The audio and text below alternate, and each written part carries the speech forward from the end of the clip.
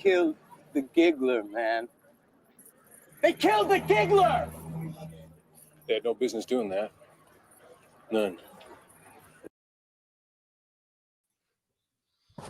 No, they did not. They had no business doing that whatsoever. Nico, that was for you.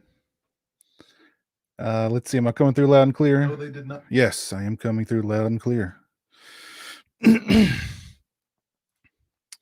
Nico, that was for you, my friend. Thank you for the $10 super chat. Peter Bark, the giggler.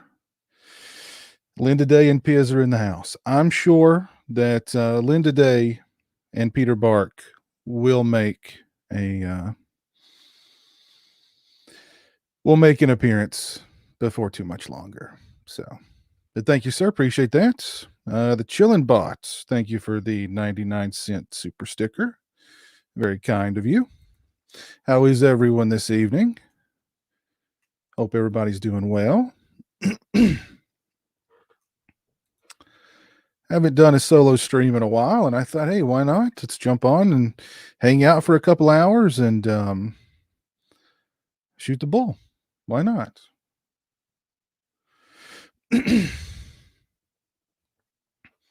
Hi, Jared. How are you? Jake the Snake Pliskin, hello. Hegblod, hello. Dawn of the Dead, how you doing? Anthony Jordan, hello. There's Jeff Overing, hello. Magic Spark 64. Manny Moore, Captain Halloween. Keith, how are you doing? Oh, we've got Kevin Federline in the chat. Is this the Kevin Federline? The former Mr. Britney Spears? My goodness. William Ramskill, hello. Brian Trash, hello. Dave G, what's up? Spooky Collection. I'm doing good. I'm doing good.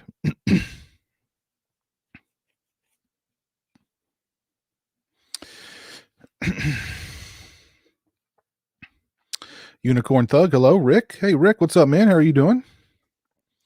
Hope you're doing well. Jeremy's doing good. Jeremy and I went out today and we shot a very special Jeremy time video that I'm going to have to spend a couple of days editing.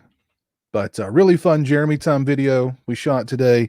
That one will be up probably, let's see, what is today? Tomorrow's Thursday.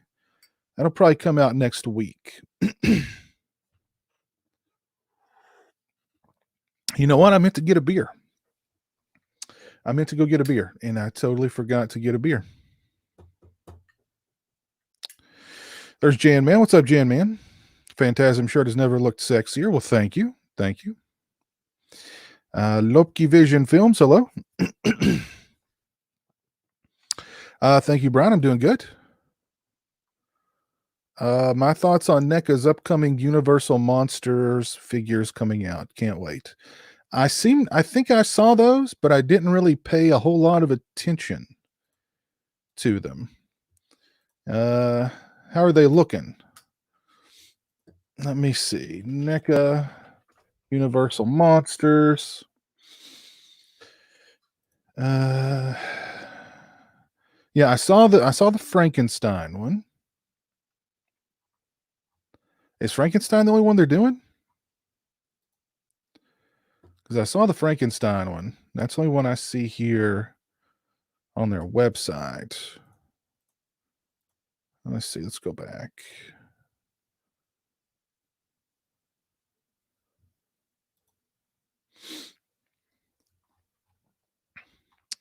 Okay.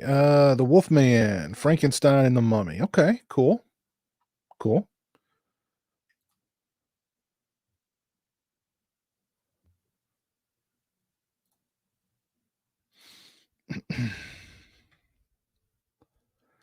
Haha, Jeepers Creepers Reborn.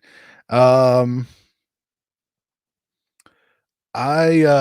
just heard about that today. I guess that broke out. I guess that news broke today, didn't it? That the Jeepers Creepers was being rebooted. I think I actually heard there's going to be a whole new trilogy. With no affiliation to Victor Salva. However, I still think he's probably going to profit from this. His name may not appear anywhere on it, but I'm sure he'll still somehow profit from these new movies. I could care less about anything new Jeepers Creepers, to be honest. Even if it's in somebody else's hands, I mean, goodness gracious, there were 3 of those movies. I mean, do we need more Jeepers Creepers movies? Couldn't you just make a new monster movie that, I don't know. I'm just really burnt on remakes and reboots and stuff, and I don't know. I just don't care.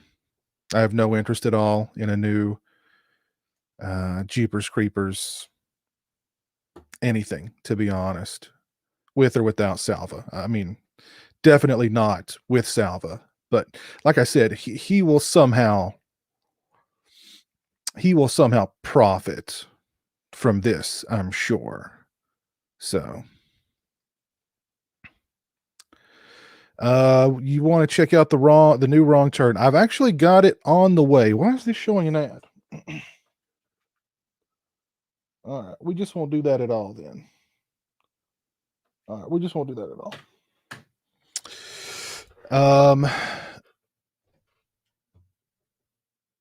The new Wrong Turn. I've not heard good things about it. I will be reviewing it soon. So I've not heard, what little I have heard has not been positive, but I do plan on reviewing it. Has anybody seen? Is it out yet? Why is Wrong Turn getting a reboot? No idea. Why is Jeepers Creepers getting a reboot?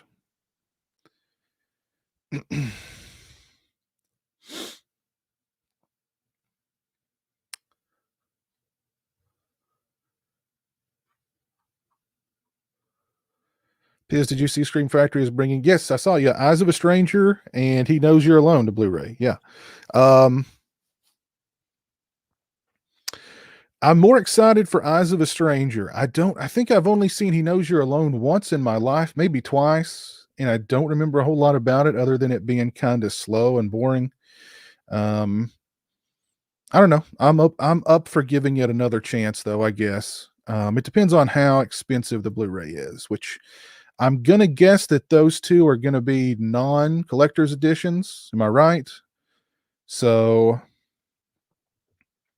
and hopefully they're not super limited. Like, let's see, oh yeah, Twice Dead.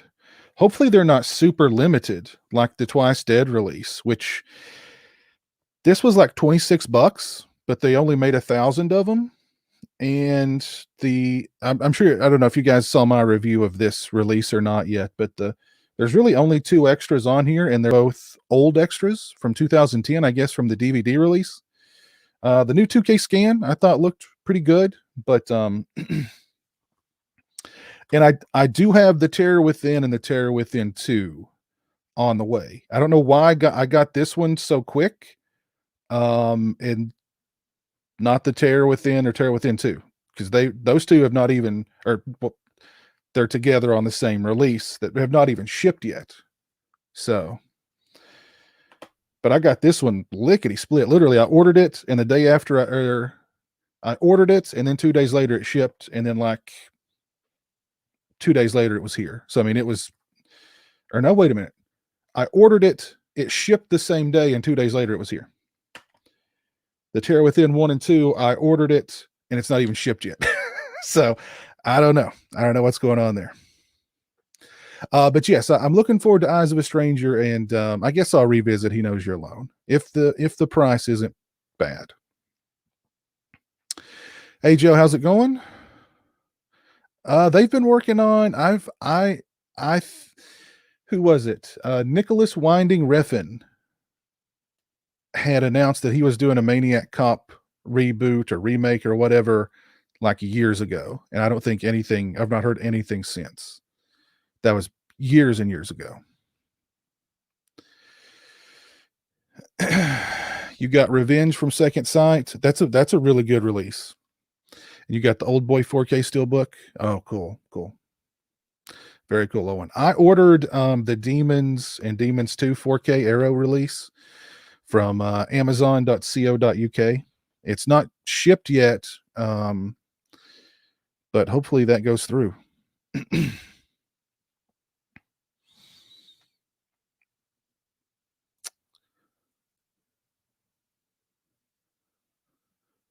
First movie theater. What's your first movie theater going to be? You mean once? I'm not sure what the question there is, Unicorn.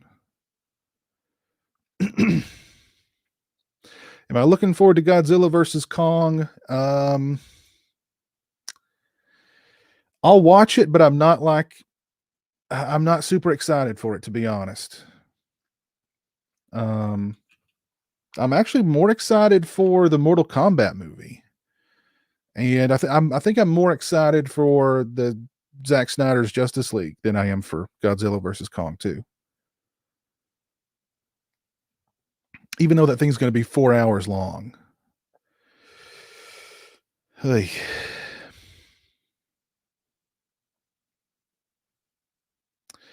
Jimmy, you've already pre-ordered Eyes of a Stranger, and He Knows You're Alone. How much are those? Let's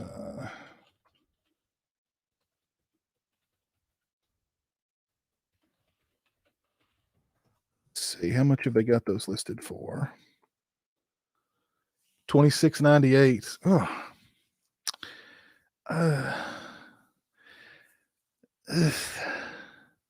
That's a lot for a non-collector's edition, I think.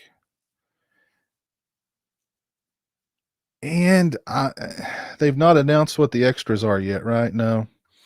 I'm betting that there's not going to be a lot of extras on that release.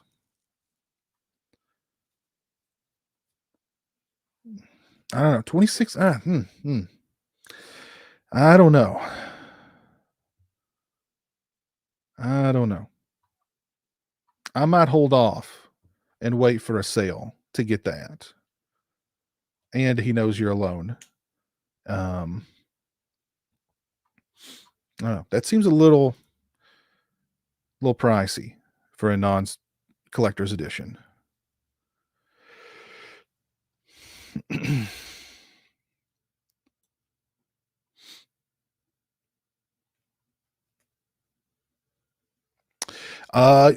Magic Spark, they did announce on Facebook that Twice Dead and The Terror Within 1 and 2 are close to selling out. So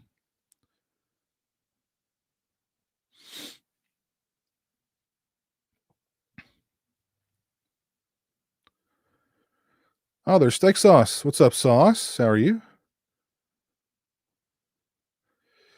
Buried Alive is such a great movie. Yeah, I like Buried Alive a lot. Nico, you finally ordered Burial Ground. Very nice. As a matter of fact, let's check in with Peter Bart. Let's see how Peter Bart's doing. Let's see, Mr. Bart.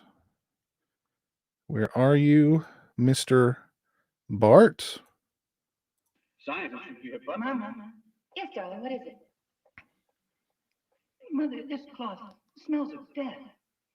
The cloth smells of death. It still smells of death. Nico, you are in store for a treat with that movie. You are in store for a treat.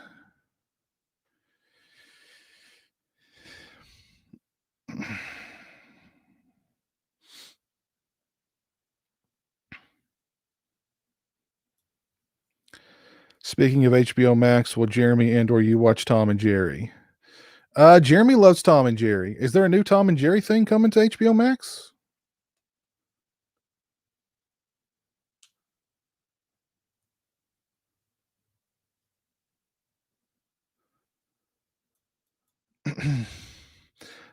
Jake's Funhouse. You're debating on buying the Blue Underground release of Maniac in 4K. How much is that going for these days? Let's see. How much is that going for? Let's see. Deep discount has it for $32.28.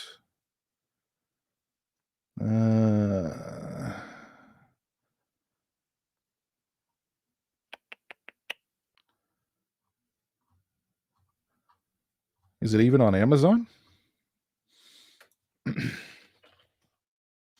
I don't have the 4K of that one. I have the regular Blu-ray that was whatever restored in 4K.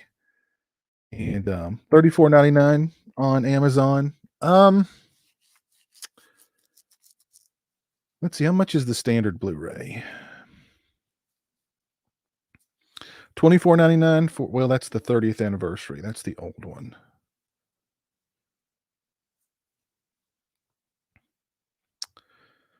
Okay, here's the other one. Oh, that one's $50. Okay.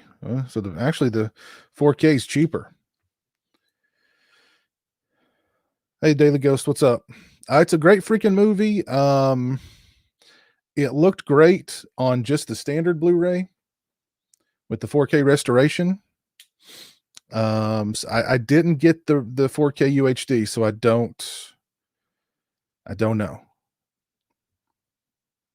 The Walking Dead is back on Sunday. Man, I tuned out of The Walking Dead so long ago. I have no idea where it's at, who's alive, who's dead, what's what. I have no idea.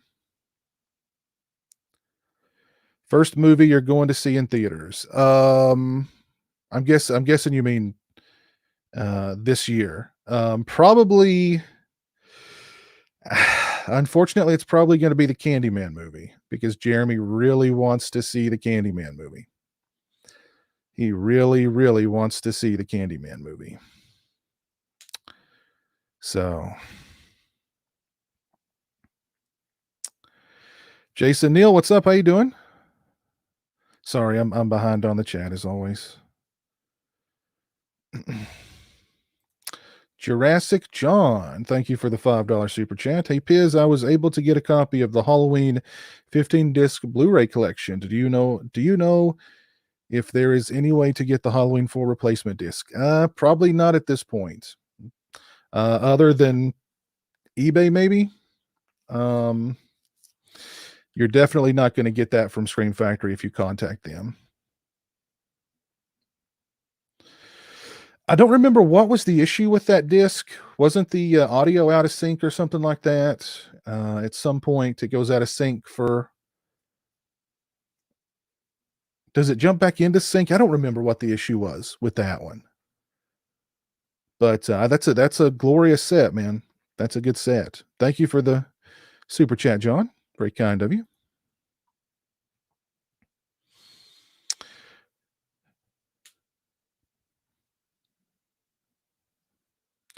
With it being so limited, I'm surprised they're allowing 5 copies per customer. You know,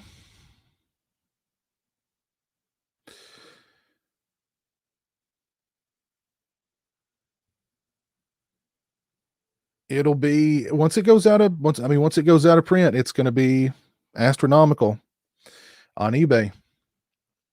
There's Lauren in the chat. Hello, Lauren. How are you?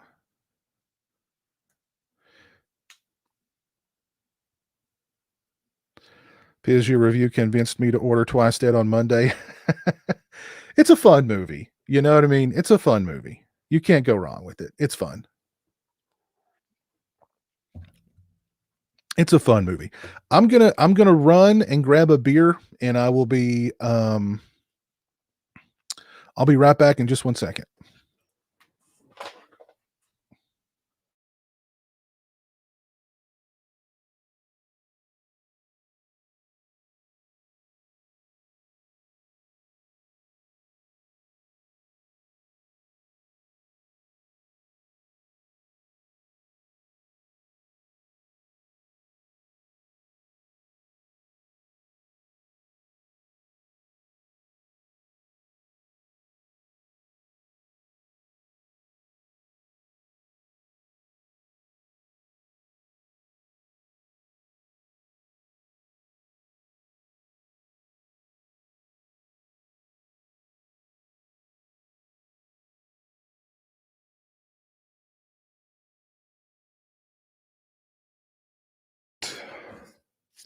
All right, I'm back. I grabbed 3 beers, actually. So it'll be a 3-beer stream tonight.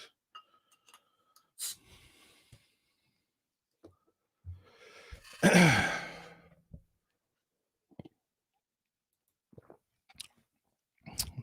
they are nice and cold.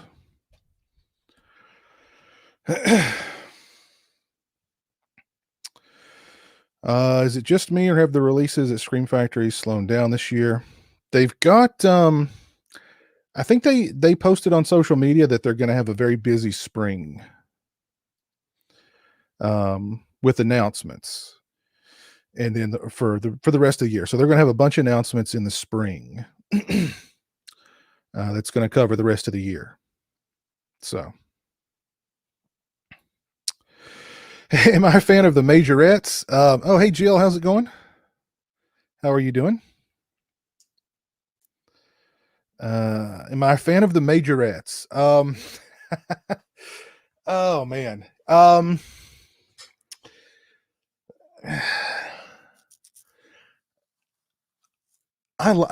Every now and again I feel compelled to watch that movie, even though I know it's not very good, but there's things about it that I really like. I kind of like the fact that it goes from being a body count slasher movie to a action revenge movie. And it's not very good at either. But I don't know. It's I don't know. It's a wacky movie. Every now and again I've got to watch it just to feed that need, and then I'm good for about 2 or 3 years. But then I'll have to watch it again. So the Majorettes. Yes, the Majorettes. Based on the novel by John Russo. I would love to read that novel. Matter of fact, let's see how much that novel is. Let's see if that novel's even anywhere. Let's try Amazon first. Majorettes. Well, the Majorettes novel by John Russo.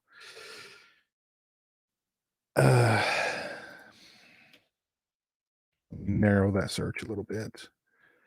I don't even see it on Amazon anywhere.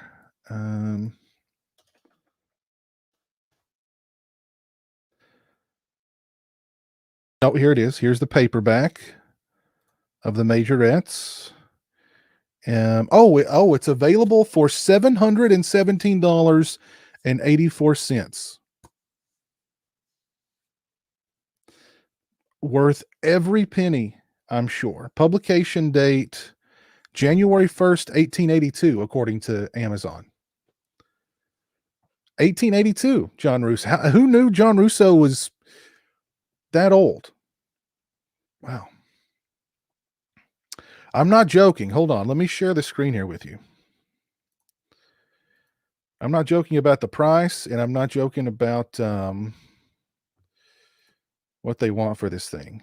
The Majorettes, the novel, $717.84, published January 1st, 1882. It's got a 2-star rating out of 3 different ratings. Let's see. Doesn't hold up. Let's see what this review says about it. Sadly, this novel did not hold up well for me after 3 decades. There are also some pretty unforgivable lapses in logic. Detective Braden says at one point these killings may not be totally random. Well, we have 2 murder scenes, each with a dead majorette, so on. Detective, they aren't random. Oh, goodness.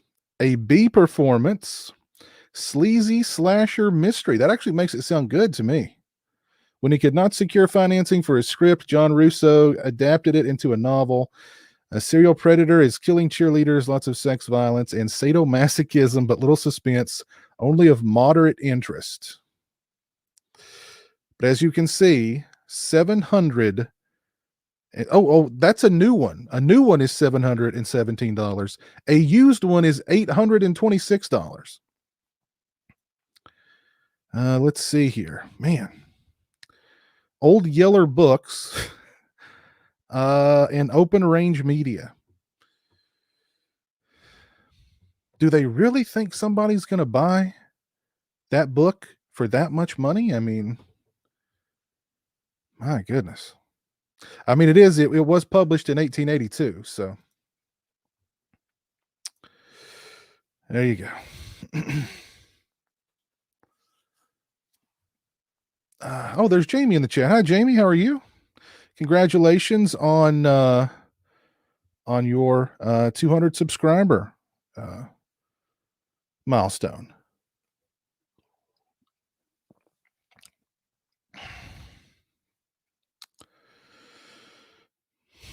Nitsal, hello. How are you? Influence Films, hello. Always love my streams. Well, thank you.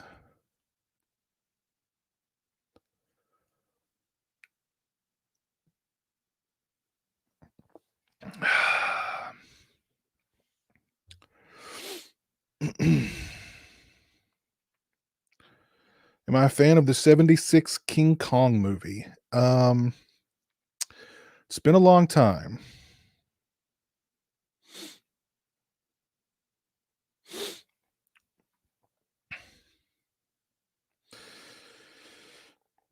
Just bought a region-free Blu-ray player to finally watch my Friday the 13th Blu-rays. Oh, Moonchild. Welcome to being region-free. It is definitely worth it.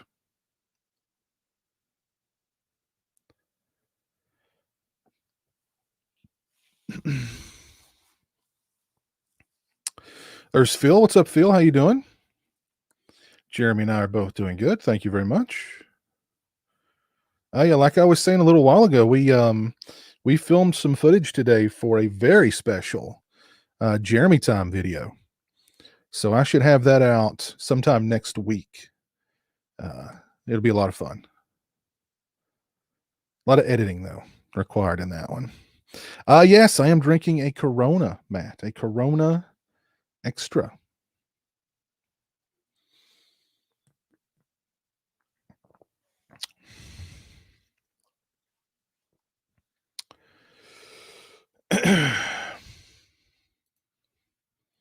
Let's look at eBay for John Russo's The Majorettes novel.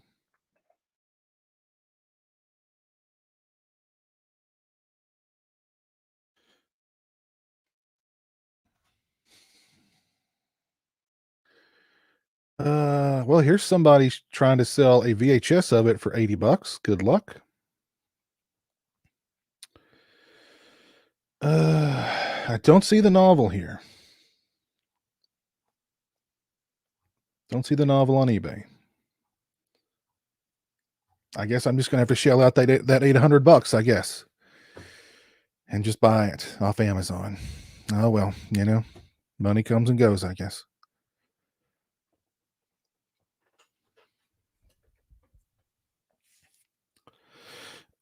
I have a Samsung television. I have one of those curved screen televisions.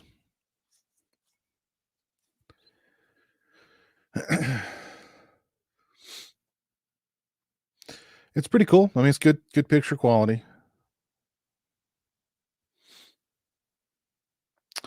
The Boogans.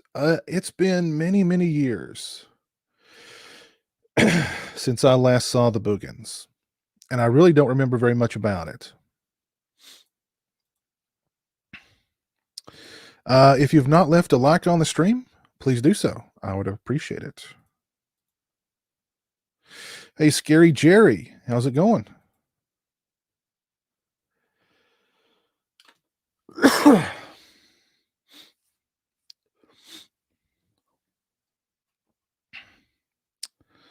You showed some of your coin collection, and Lauren talking about bad people. That sounds like a stream that Lauren would you know. That doesn't surprise me at all. Doesn't surprise me at all. Next live commentary coming up. I don't know. Jeremy wants to do a few. We are going to do a mail day stream very soon. So, but not sure about the next live commentary.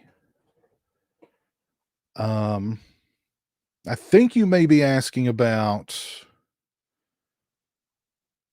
are you asking about a urban legend live commentary maybe with some of the urban legend folks? I will say that we have talked about it. We've talked about it. And Jamie says he can get, it would be a really interesting group of people. So we'll have to put that one in stone sometime. I bought a 4K region free player and love it, but need a 4K TV one day. You can catch good sales every now and again. Piz whipping that main around like a member of Fallout Boy in the mid 2000s. Well, you know, it's hard to control sometimes, you know. See, I like this look here, with like it hanging over half, you know, that kind of, you know, emo kind of look. I kind of like that, you know. I'm emo.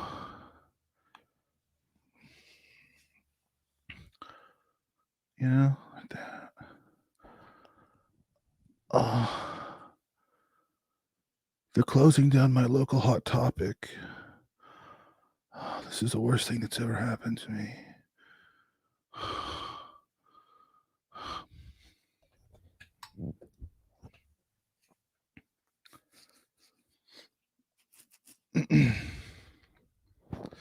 What camera do I use? You mean webcam or camera to shoot videos?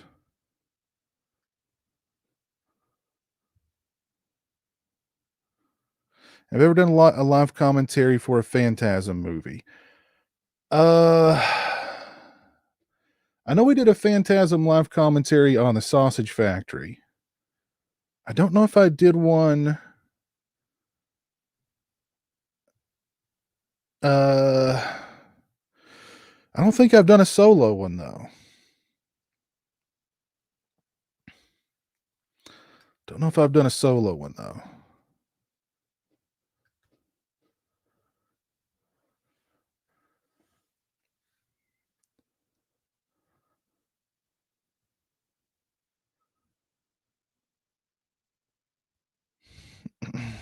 For videos and live commentaries, for videos I use a Canon camera, DSLR. It's a Canon Rebel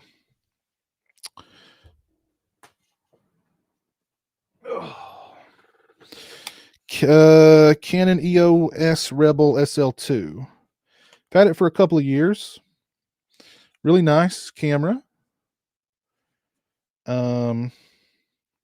It does not take the best pictures, just, you know, still pictures, but really nice for video. And I recently invested in this little guy, the Sony what's this one called? The Sony ZV-1, which is very portable, very small, very portable, but it does up to 4K video. So this has been really good for like Jeremy time videos where we go out and about, or like today, what we shot today. And this will be really good to like take to conventions and stuff too, whenever get back around to going to conventions. For live commentaries and these streams, I just use an old Logitech webcam.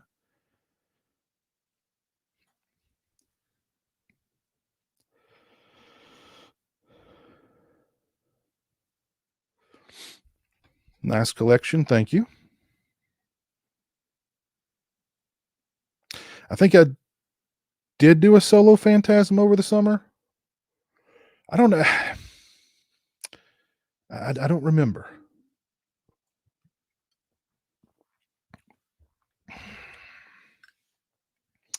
You loved the Region Free, the New Blood episode from last week. Thank you, Riverman. Looking forward to the new one. Yep, we're doing a new Region Free this Thursday over on the Region Free YouTube channel, beginning at 8 p.m. Eastern Standard Time.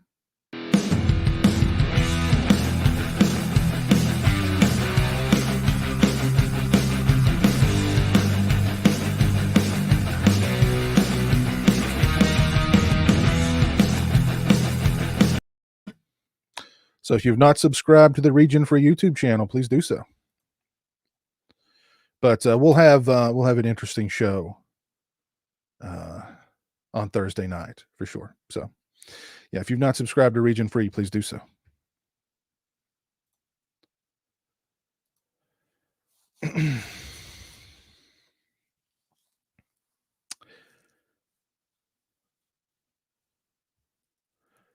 You know what? As a matter of fact, let me take a look and see if I did do a Phantasm live commentary, because I don't remember. Let me go back and check. I know Jeremy and we did so many commentaries. It's hard for me to remember which ones we did.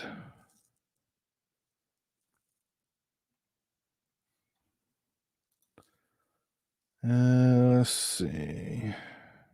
Yep, Phantasm live commentary. Was that a solo one? Or did I have Jeremy with me on that one? I must have had Jeremy. That must have been a solo. Let's see. Yeah, this was a solo. Yeah. You're right. Back July 1 of last year. You are correct. So yeah, I've already done a Phantasm live commentary. Let's see. Let me post the link here in the chat. There's the link if you want to check it out.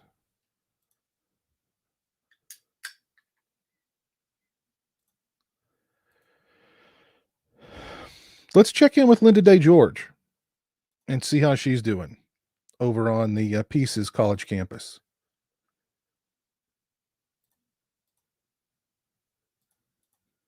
You see it? Yes! While we were out here fumbling with that music, the lousy bastard was in there killing her! Bastard! Bastard! Bastard!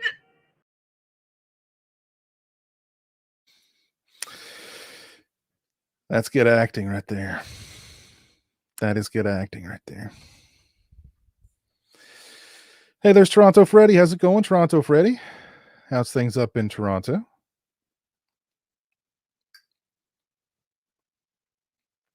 Does Jeremy watch the videos you make with him, and if so, does he enjoy them?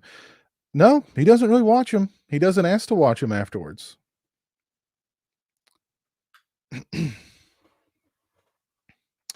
Any interest in The Conjuring 3? Not really. I mean, I liked both Conjuring movies, but I don't know.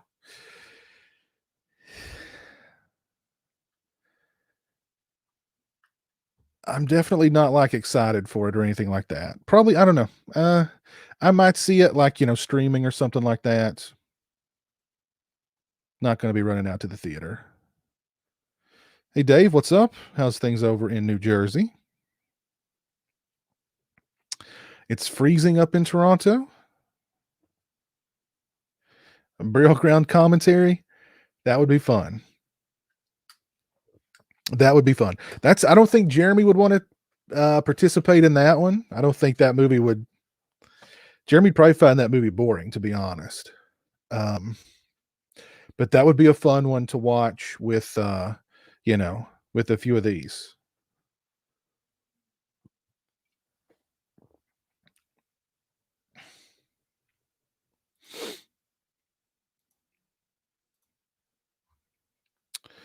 A lot of snow in Jersey. You guys are still getting hit with snow.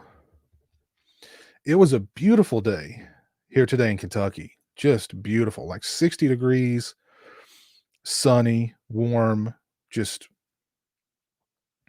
fantastic day.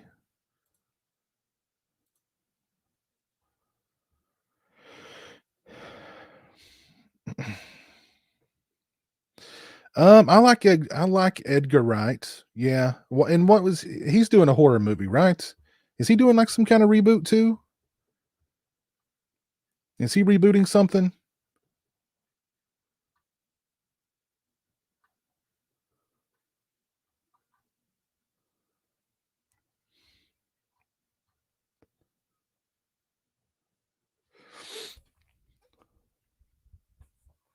Been trying to find a PS5. Really, PS5s are still really difficult to find. I figured they'd have that situation ironed out by now.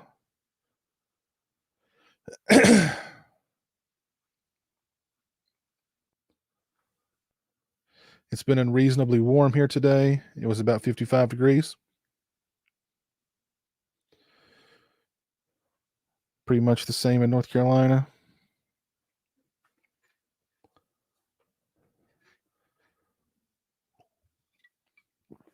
Yes, I did, Killboy. I saw the Day of the Dead stuff from Cavity Colors. I didn't buy anything. I'm going to have to be really selective about shirts because I've got a closet full of black horror shirts. You know what I mean? And like I can't stuff any more in there. It's absolutely loaded with just horror shirt after horror shirt, and 99% of them it's all black. Not there's anything wrong with that. I mean, black it's slimming, so that's always a plus.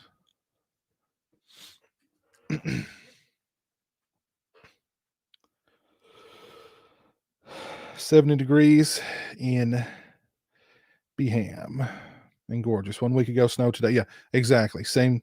That's exactly how it's been here, Jason. Last week it was like ice and snow and cold, and today it's 60 degrees and beautiful. Hey Johnny, what's up? A Majorettes watch along. That'd be interesting. It'd be even more interesting to do a Majorettes watch along with John Russo present.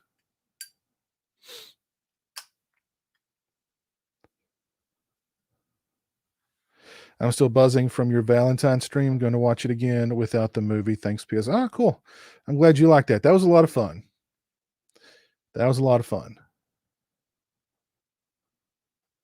And that was really thrown together with very little, if we'd had more prep time, we could have gotten more people, put it that way. But I mean, we still had a packed house. But I mean, we could have got some cast members if we had more time. I won't say who, but we could have got some cast members.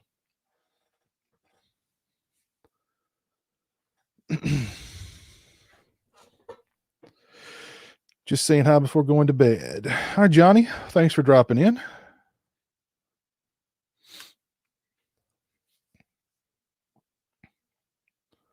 A Bring It On watch along. I remember that being a good movie. I don't remember that much about it except for Kirsten Dunst and Eliza Dushku. The car wash scene. I remember the car wash scene pretty vividly. That's about it, though. That's about it.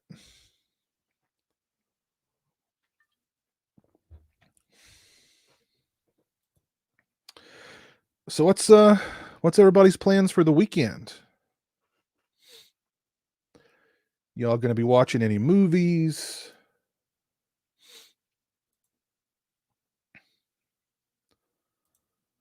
Doing anything special? What's on the agenda?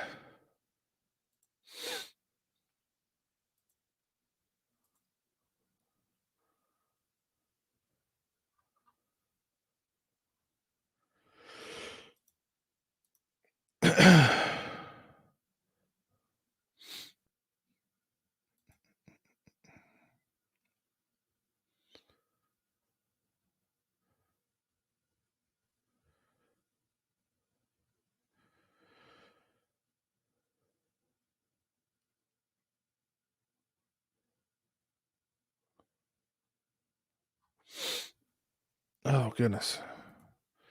All stuffy. The Thing watch along. That'd be fun. That'd be fun. WandaVision. I've not checked out WandaVision yet. Lots of music. Okay. You've been part of one of those car washes? We got new pom-poms. Cool. You're going to watch your Shining 4K release finally. Ah, cool. Yeah, I got the Best Buy Steelbook. It looked really good. It looked really good. I've got 3 volumes of Forgotten Gialli from Vinegar Syndrome to tap this weekend. Nice. 9 movies. My goodness, you're set, man. You are set. Finally going to watch Possessor. Is WandaVision Wanda Sykes? No. No, it is not.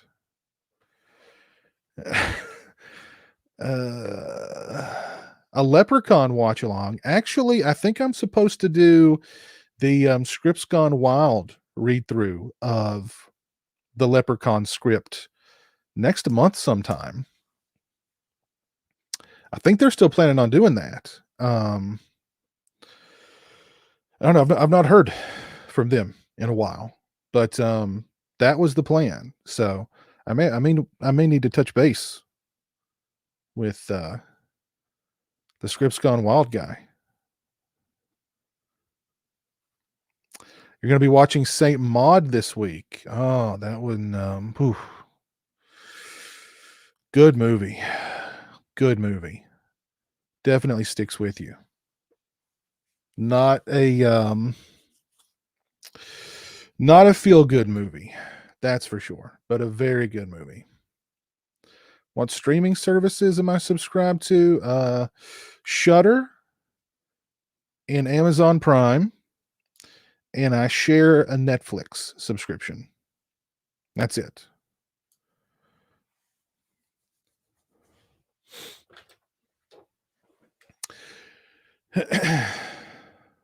Edge of the Axe on Blu-ray. Good movie. Moonchild. Good movie. I don't know if you saw my pictures on Instagram, but I had my second annual My Bloody Valentine Movie Beer Fest last weekend. Oh, cool. Very cool. No, Brian, neither Jeremy or I have had the new McDonald's chicken sandwiches. That might be another new Jeremy Time video to do in the future. Although I don't know, they're trying to compete with Chick-fil-A, right? I don't know. You know, Chick-fil-A is pretty darn good.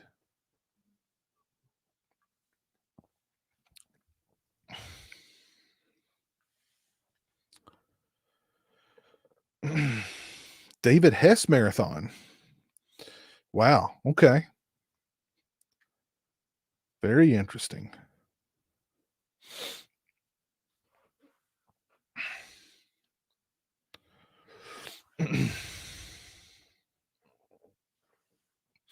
Do I have any Shudder recommendations? What was that one called? Something for Charlie. Oh gosh, what's that one called? What's that movie called? Jeez.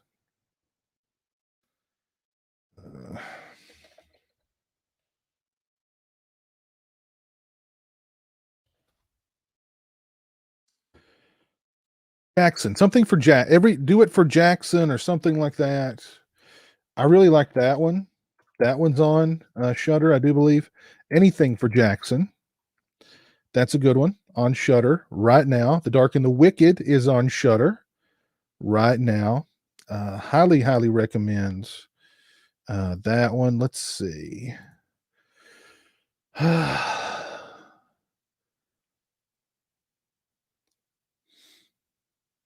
I mean, Shudder's got a lot of good stuff. So, I mean, but there's 2 right off the top of my head. Anything for Jackson and The Dark and the Wicked. Amazon Prime is by far the best streaming service in terms of price. I get it for just $6 a month with my EBT card. Oh, cool. I think that's what Shudder is. I think Shudder is only like $6 a month or something like that.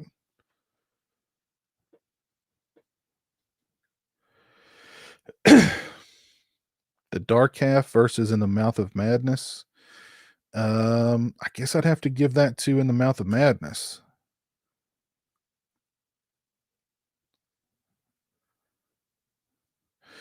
Your favorite commentary, your favorite Piz Germs commentary is Friday the 13th Part 8 for some reason. Oh, really?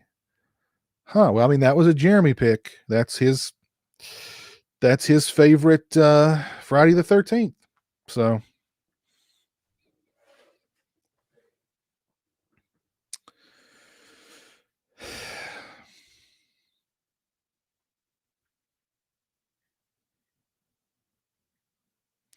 can you and Jeremy do a Dairy Queen run and have some blizzards? Yeah. Jeremy's not a big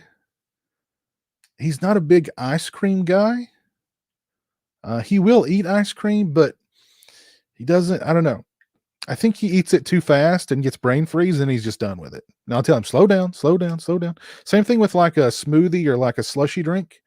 He'll just, just be down in that thing. I'll say, slow down. And he'll go, he'll stop and go, brain freeze. Or no, he goes, got a brain freeze. So, but that's something that we could do, like sometime in the summer, probably. Some blizzards.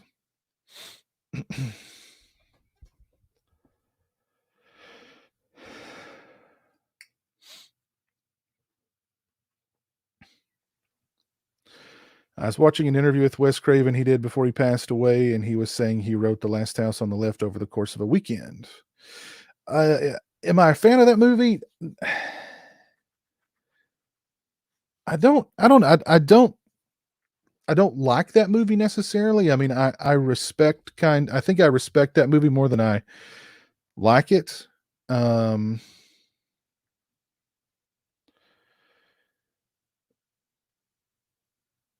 So yeah, it's not like it's not the kind of movie I watch on a regular basis or anything. Thanks, because I've heard quite a bit about Dark and the Wicked. Yeah, very good movie.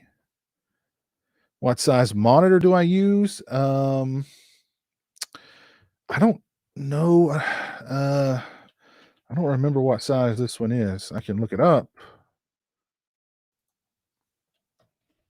Let's see. 32 inch.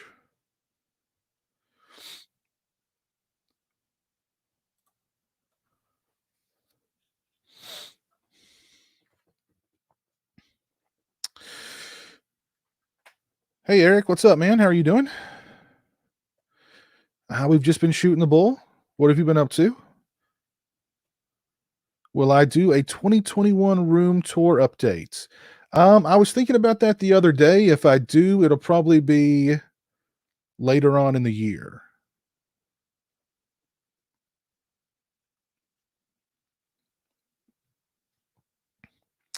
But I have been thinking of doing an updated one.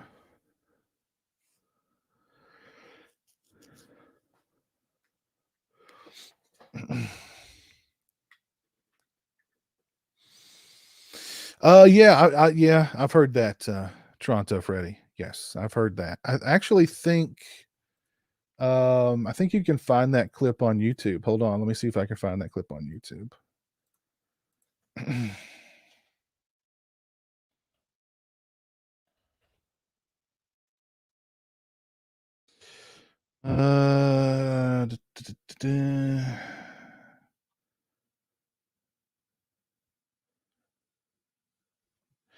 Here they are talking about Friday the 13th Part 2. Here they are talking about Friday the 13th A New Beginning, a final chapter, Part 2.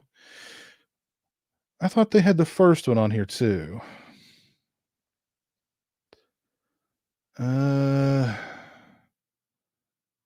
Maybe not. Huh. Thought they did. I know I've seen it somewhere.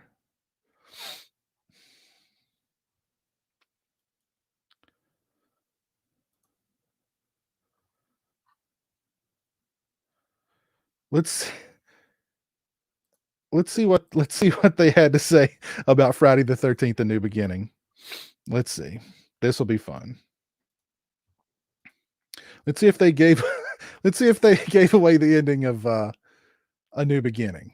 Let's see. Next movie is named Friday the 13th Part 5. And why was I so lucky that I got to review this movie instead of you? I'll get my chance. I don't know. I guess the big dice up in the sky. Roland said Friday the 13th Part 5. For Roger, this movie is subtitled A New Beginning. That's because Part 4 was called The Final Chapter, and they didn't think that Part 5 would sound real good if they called it the first epilogue, I guess. But actually, this movie is just more leftover recycled garbage from the last 4 times around. It uses the same basic old formula, the formula I call the dead teenager formula, you know, where there are a lot of living teenagers at the beginning of the movie, and by the end of the movie, all of the teenagers are dead. They are apparently all being killed by Jason, the guy in the hockey mask, who has been slicing and dicing teenagers with a machete for 5 movies now. And the formula is always the same. Jason is out there in the wind and the rain, and there are dead bodies all over the house, and everybody is screaming, and their clothes are ripped off their backs, and there's blood all over. And so, of course, more teenagers think it over and decide that what they've got to do now at this moment of crisis is walk out in the forest by themselves. Jason is out there. There are dead bodies everywhere. Let's go skinny dipping. Right. The producers of Friday the 13th Part 5 have decided not to supply any scenes from the movie for reviews on television. And I wonder why not, or maybe I don't wonder why not. No, you know why not. Maybe I'm happy that we don't have to look at any scenes from this movie again. But what we do have are the coming attraction trailers from the film, and this is as close as I hope you get to this movie.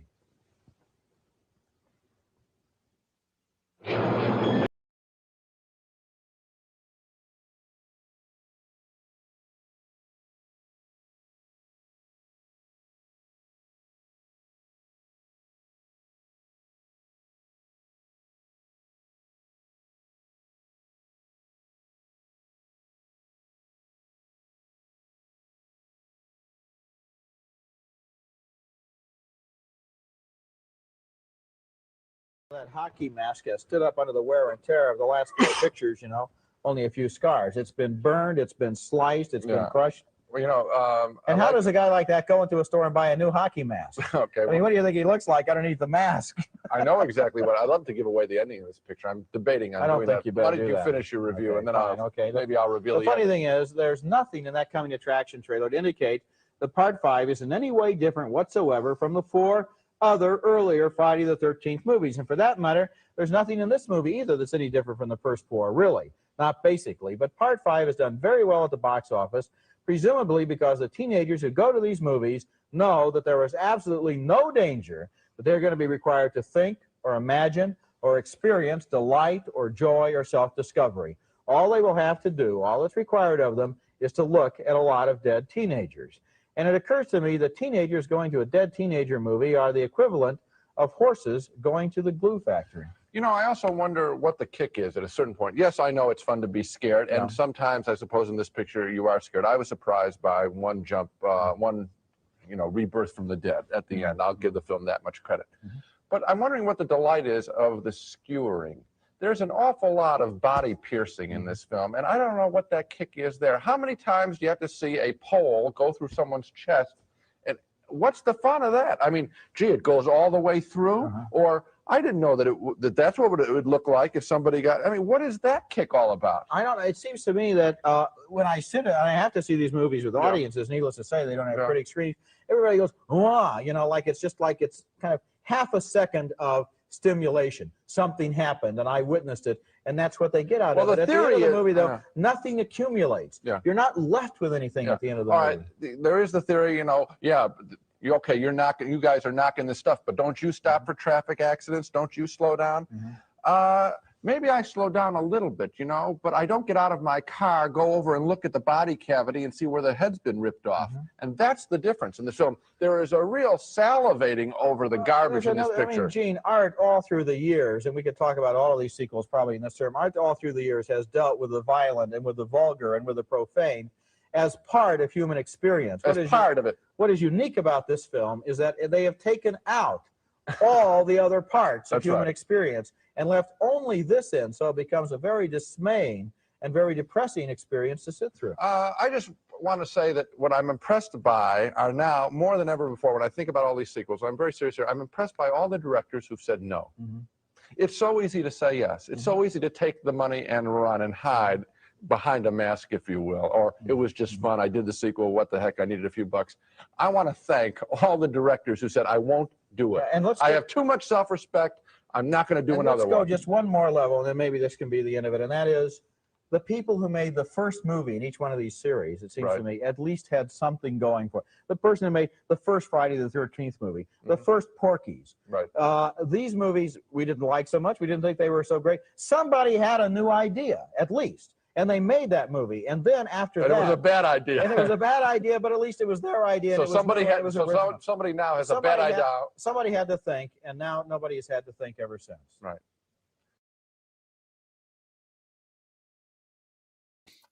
At least he didn't spoil it.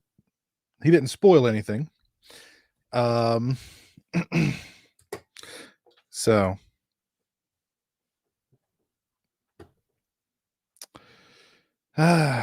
fun stuff. At first I was like, when Siskel was like, let me give him credit. I was like, he's going to give credit? What's he going to say? That this movie had like great, you know, it had a lot of sleaze in it. I love the sleaze in this movie, but then yeah, he went somewhere else with it. But yeah, fun stuff. It would have been hilarious though if he did spoil, you know, if he did spoil it. But yeah, their Friday the 13th review was on here, but now it's gone. Let's see, what is this? What is this?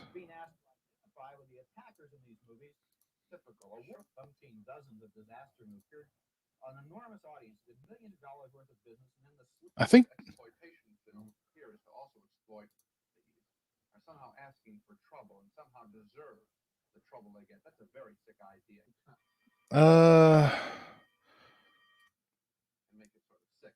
Also, many of the attacks in these films take on women who are scantily clad.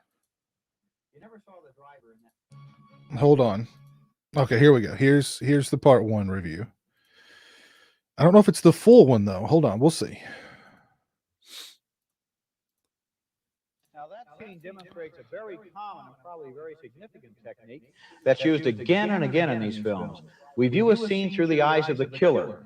You never saw the driver in that last scene. Instead, you saw everything through the driver's eyes. Now, in the traditional horror movie, we often saw things from the victim's point of view, but that's no longer.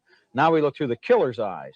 It's almost as if the audience is being asked to identify with the attackers in these movies, and that really bothers me. That's a very good point. One other thing that bothers me is that the behavior that these women are engaging in, if done by men, would be considered brave, bold, and fun. Going hitchhiking, you know, going across the country like an Easy Rider, very typical. A woman tries to do something like that in these films, whammo, they get sliced up. And then a movie comes along, sometimes almost by accident, that strikes that chord. For example, when Airport came out in 1970, nobody knew that was going to be the first of countless, umpteen dozens of disaster movies, but it really spoke to people in a way that made other people imitate it. And I think in this case, the first movie of this whole series of women in danger films was obviously Halloween, which I think, and we're going to get to Halloween in just a moment, I think it's a pretty good picture, but it captured an enormous audience. It did millions of dollars worth of business, and then the sleaze merchants who came along looked at that movie and tried to put their finger on what it was about it that was so successful. And they said, well, women being chased by a killer, that's it. Let's go out and hire us some more women and some more killers and make us some money. That's why they call these things exploitation films, these rotten ones, because they exploit one element and make it sort of sick. Also, many of the attacks in these films take on women who are scantily clad. And I think that the intent here is to also exploit the sex angle in these pictures. The nudity is always gratuitous. It's just put in the film only to titillate the audience and maybe make one other point, that women who dress this way or merely uncover their bodies are somehow asking for trouble and somehow deserve the trouble they get. That's a very sick idea.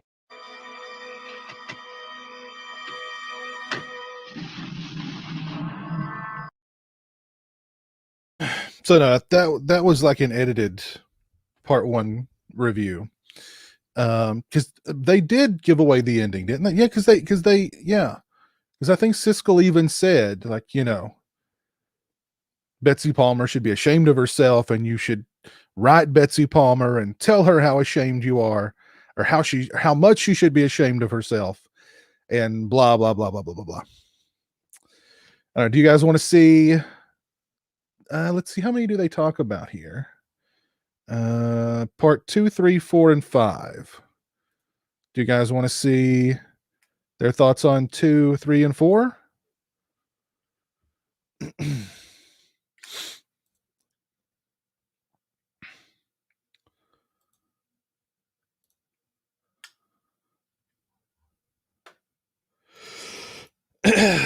Sure.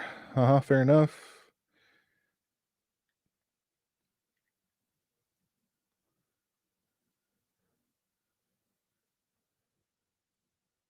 No, they make me sick. Oh goodness. All right, let's continue on, and let's see their thoughts. I've never heard their thoughts on 2 or 3. So let's check that out. That's really sweet. That's a lovely scene. This is a sequel to last summer's movie, Friday the 13th. And it's a continuation of the senseless, gruesome, violent murders we saw in that first film.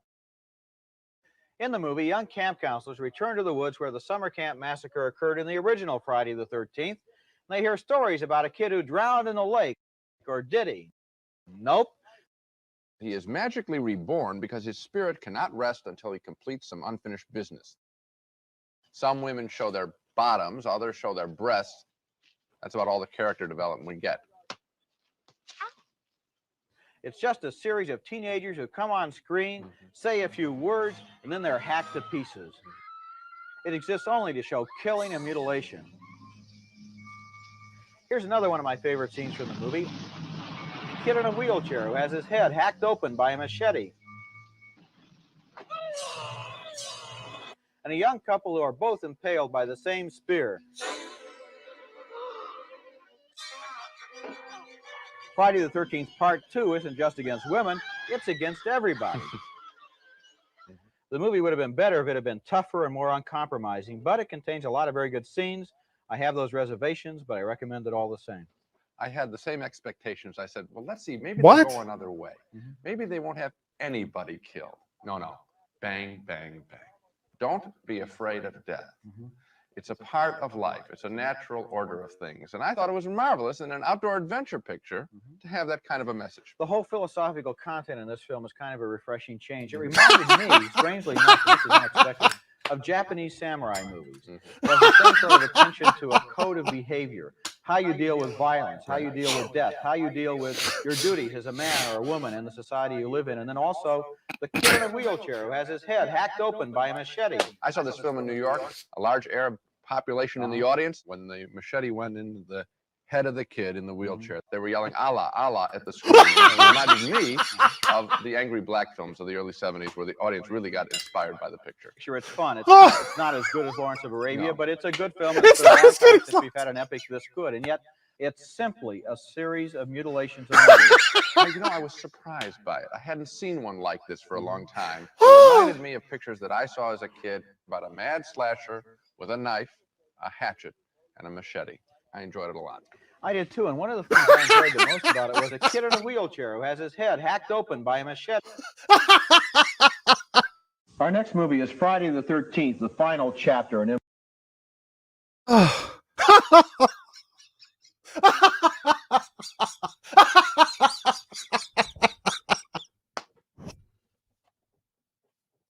Oh my God, that was awesome. That was whoever edited that. Oh my God. Whoever edited that, bravo. Oh my God. Oh my God, that was so funny. His favorite part was when the kid got his head hacked open. And the philosophical. Oh my God. Let's see what they do with the part 3 review. Oh my God. Immoral and reprehensible piece of trash that sold more tickets on its opening weekend than any other movie so far in 1984. And that is a very, very depressing commentary. It really makes me sad to think of all those moviegoers spending $4.50, $5, most of them teenage kids, sitting there watching this sad, cynical, depressing movie. Now, needless to say, Paramount Studios, the distributor of this film, didn't authorize any clips of the film for use on television. They like to make the money, but maybe they're a little bit ashamed of the movie. They like to hide it from critics like ourselves. But here are some scenes from the Coming Attractions trailer showing that the fourth Friday the 13th movie is just a cynical retread of the first three. Yeah, real great. Jason, you can't hear him, you can't see him, he hardly even breathes. He's the latest word in leading men from the geniuses at Paramount Pictures. You get the idea. Friday the 13th, the final chapter, is 90 minutes of teenagers being strangled, stabbed, impaled, chopped up, and mutilated. That's all this movie is just mindless, bloody violence. And just think of the message this film offers to its teenage audience. The world is a totally evil place, this movie says. It'll kill you.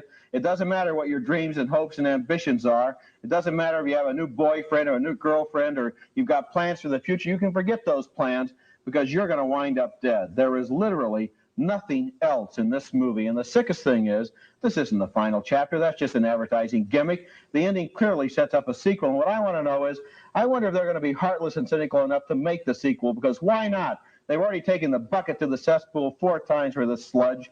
I think the people who made this movie ought to be ashamed of themselves, and that's what I think. Why was I so lucky that I got to review this movie instead of you? I'll get my chance. I don't know. I guess the big dice up in the sky. Roland said Friday the 13th, Part 5. For Roger, this movie is subtitled A New Beginning. That's because Part 4 was called the... You would think that the movie was an attack on him. I mean, my God, I thought he was going to start crying. You know?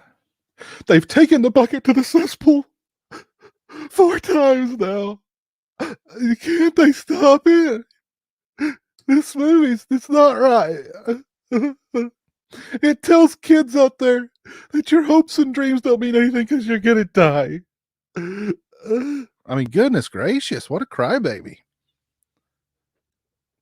What a crybaby. I hope they apply some edits to the Part 5 review. Final chapter, and they didn't think that Part 5 would sound real good if they called it the first epilogue, I guess. But actually, this movie is just more leftover recycled garbage from the last 4 times around. It uses the same basic old formula, the formula I call the dead teenager formula, you know, where there are a lot of living teenagers at the beginning of the movie, and by the end of the movie, all of the teenagers are dead. They are apparently all being killed by Jason, the guy in the hockey mask, who has been slicing and dicing teenagers with a machete for 5 movies now. And the formula is always the same. Jason is out there in the wind and the rain, and there are dead bodies all over the house, and everybody is screaming, and their clothes are ripped off their backs, and there's blood all over. And so, of course, more teenagers think it over and decide that what they've got to do now at this moment of crisis is walk out in the forest by themselves. Jason is out there. There are dead bodies everywhere. Let's go skinny dipping. The producers of Friday the 13th, Part 5 have decided not to supply any scenes from the movie for reviews on television, and I wonder why not, or maybe I don't wonder why not. No, you know why not. Maybe I'm happy that we don't have to look at any scenes from this movie again, but what we do have are the coming attraction trailers from the film, and this is as close as I hope you get to this movie. Gee, it's really amazing how that hockey mask has stood up under the wear and tear of the last 4 pictures, you know, only a few scars. It's or imagine or experience delight or joy or self-discovery. All they will have to do, all that's required of them, is to look at a lot of dead teenagers. And it occurs to me, there's another, I mean, Gene, art all through the years, and we could talk about all of these sequels probably in this term, art all through the years has dealt with the violent and with the vulgar and with the profane. Right. These movies we didn't like so much. We didn't think they were so great. Somebody had a new idea. Enormous audience. It did millions of dollars worth of. It's just a series of. I said, well, let's see. Maybe they'll go another way. Maybe they won't have anybody killed. No. Bang, bang, bang. Don't be afraid of death. It's a part of life. It's a natural order of things. And I thought it was marvelous in an outdoor adventure picture to have that kind of a message. The whole philosophical content in this film is kind of a refreshing change. It reminded me, strangely enough, and this was unexpected, of Japanese samurai movies. It has the same sort of attention to a code of behavior, how you deal with violence, how you deal with death, how you deal with your duties as a man or a woman in the society you live in, and then also the kid in a wheelchair who has his head hacked open by a machete. I saw this film in New York, a large Arab population in the audience. When the machete went into the head of the kid in the wheelchair. They were yelling Allah, Allah at the screen. And it reminded me of the angry black films of the early 70s where the audience really got inspired by the picture. Sure, it's fun. It's not as good as Lawrence of Arabia, but it's a good film, and it's been a long time since we've had an epic this good. And yet, it's simply a series of mutilations and murders. I was surprised by it. I hadn't seen one like this for a long time. It reminded me of pictures that I saw as a kid about a mad slasher with a knife, a hatchet, and a machete. I enjoyed it a lot. I did too, and one of the things I enjoyed the most about it was a kid in a wheelchair who has his head hacked open by a machete.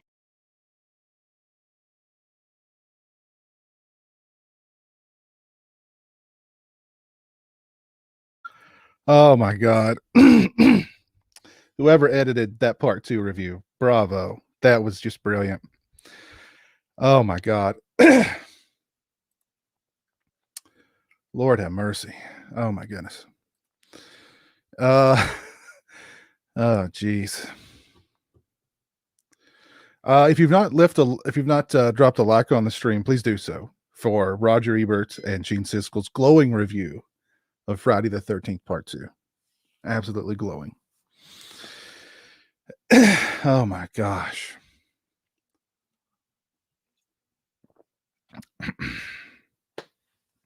That was good stuff. That was good stuff right there.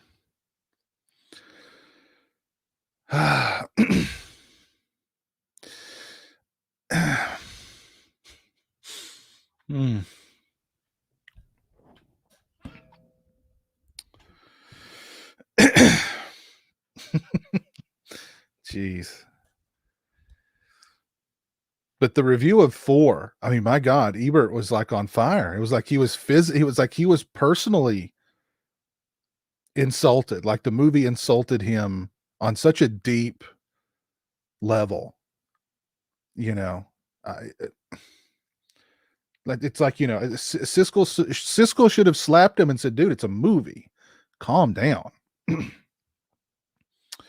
Lord have mercy. It looked like his glasses fogged up at one point. I thought he was going to cry. He was so, wow. Incredible. Absolutely incredible. Did they like the fog? Probably not, actually.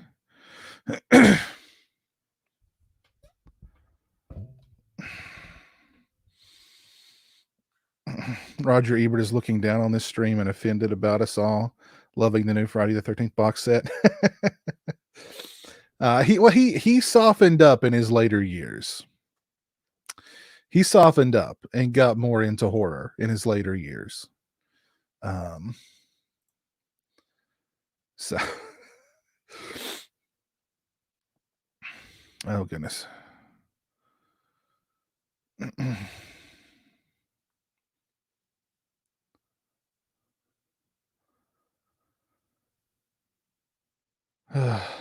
Jeez.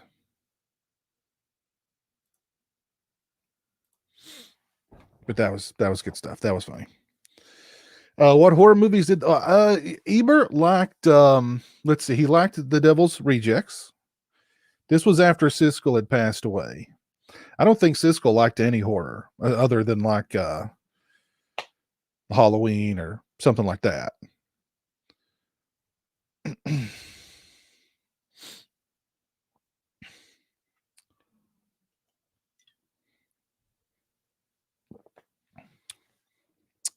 What's my favorite part of the box set?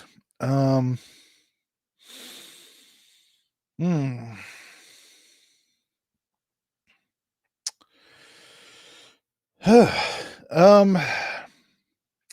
I love the part 2 footage, the cut part 2 footage that, we just thought didn't exist, had been destroyed. It's really cool seeing that. I don't know. There's a lot of good new stuff on that set,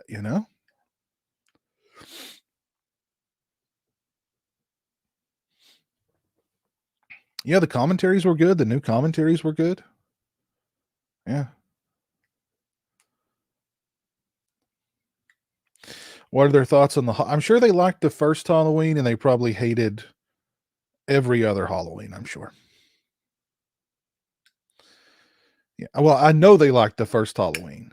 I'm sure they hated all the other Halloweens. As a matter of fact, I think I saw their Halloween 2 review here. Hold on, let me see if I can find it.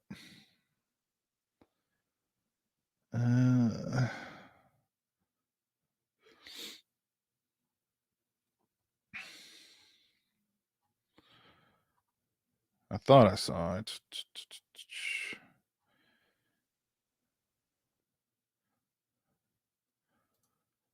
Yeah, they both disliked Halloween too, but let's check out the review.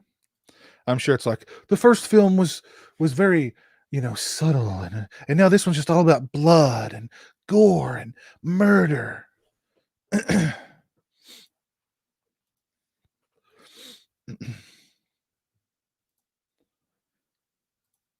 Didn't have enough kids in wheelchairs getting machetes to the head for their liking, I guess.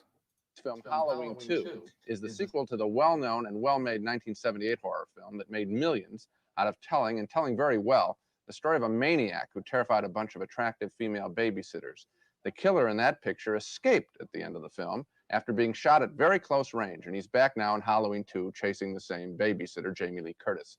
As the movie opens, Jamie Lee Curtis has been taken to the hospital to recover from the wound she suffered in the first picture, but the maniac invades the hospital, so she escapes to the parking lot. As psychiatrist Donald Pleasance goes into the hospital to try and corner the madman. Check all. Halloween came out. The big secret in this film is, why does the killer have such a fixation on Jamie Lee Curtis? Well, we find out eventually, but the answer isn't all that surprising or interesting or shocking. I was totally disappointed by this sequel for all the standard reasons that most of us are dissatisfied with sequels. Number one reason, there's a different director this time. He's not as talented as the stylish director John Carpenter, who created the first Halloween film. Second reason, the film offers nothing new, just repetitive shots of the killer and his disgusting chalky face popping into view, usually in the background, saying nothing, and slowly, steadily stalking his victims, waving a thick knife. This worked once, not this time. I wasn't scared in Halloween 2. I was just grossed out. You know, it's ironic that the original Halloween inspired so many countless dozens of imitations. Right. And for 2 years, we got nothing but movies in which their only ambition was to litter the screen with dead teenagers. Right. Now we get Halloween 2, and it's a pale imitation of the imitations. It's not worthy of the original film. The nice thing about the first film was you had a hierarchy of morality. You had the good girl, Jamie Lee Curtis, who was kind of resourceful and intelligent, and she tried to get away and tried to solve the situation. The bad girls got killed. In this film, it's totally nihilistic. Everybody gets killed. There's no pattern to it. And Jamie Lee Curtis is not, she's lost her intelligence. She's lost her resourcefulness. She's just reduced to being a pitiful person crawling around helplessly. I also think that we've seen these tricks before. I mean, that's really what happens. The guy was scary once. Well, you see him another time, he's not so scary. Some films don't need sequels. I know there's a tremendous commercial impulse to do it, but some are so good and so fresh, don't make a sequel to it unless the guy is going to do it again. It's a disappointment, and I think that people, if they see the first one, are going to realize just how bad this picture is. But part 2 is doing okay at the box office. What do you think the chances are of part 3? I pray that I don't have to suffer through that. Better not to think about it, okay?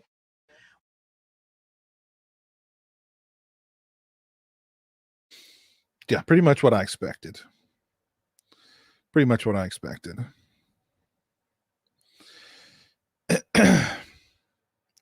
The Easter eggs. Yes, the Easter eggs on the Friday the 13th set, they're on the bonus disc, I believe. On I think there's, isn't there 3 Easter eggs? I think there's 2 on one bonus disc and 1 on the other. I don't remember.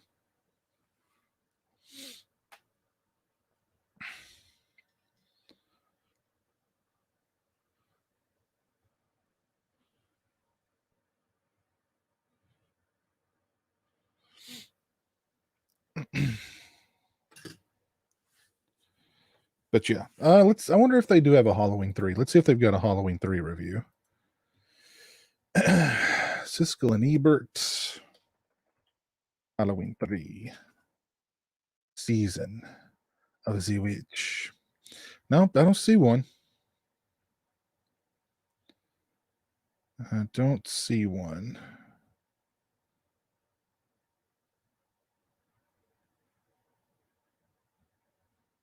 Ooh, they both disliked Phantasm too. How could they not like Phantasm? Here's My Bloody Valentine. They both disliked My Bloody Valentine, of course. They disliked Death Wish 2. Are you insane? Of course they did.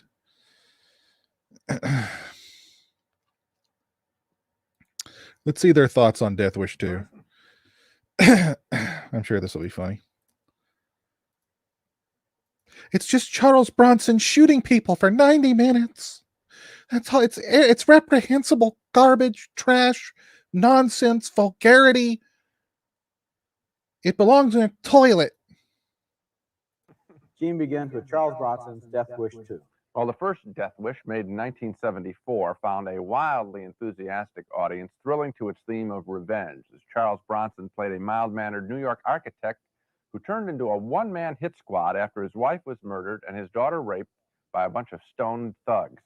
In that first film, Bronson was captured by New York police but let go in secret because he was so popular with the citizens and because his one-man vigilante action had indeed reduced street crime. In the new film, Death Wish 2, Bronson has moved to Los Angeles with his daughter, but as the film opens, you might suspect, his house is again attacked by thugs, his maid is brutally raped and killed, and his daughter kills herself after she is raped.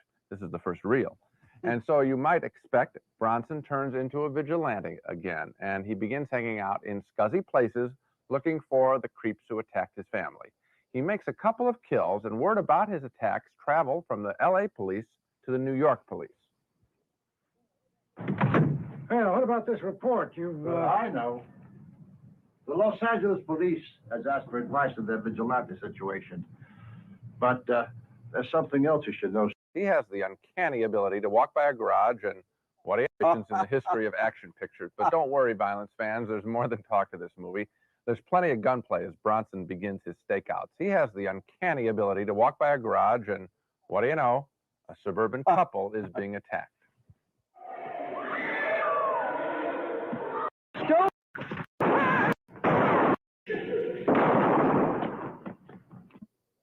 And one man gets away. That's good because this is still early in the movie and there's much more killing to be done.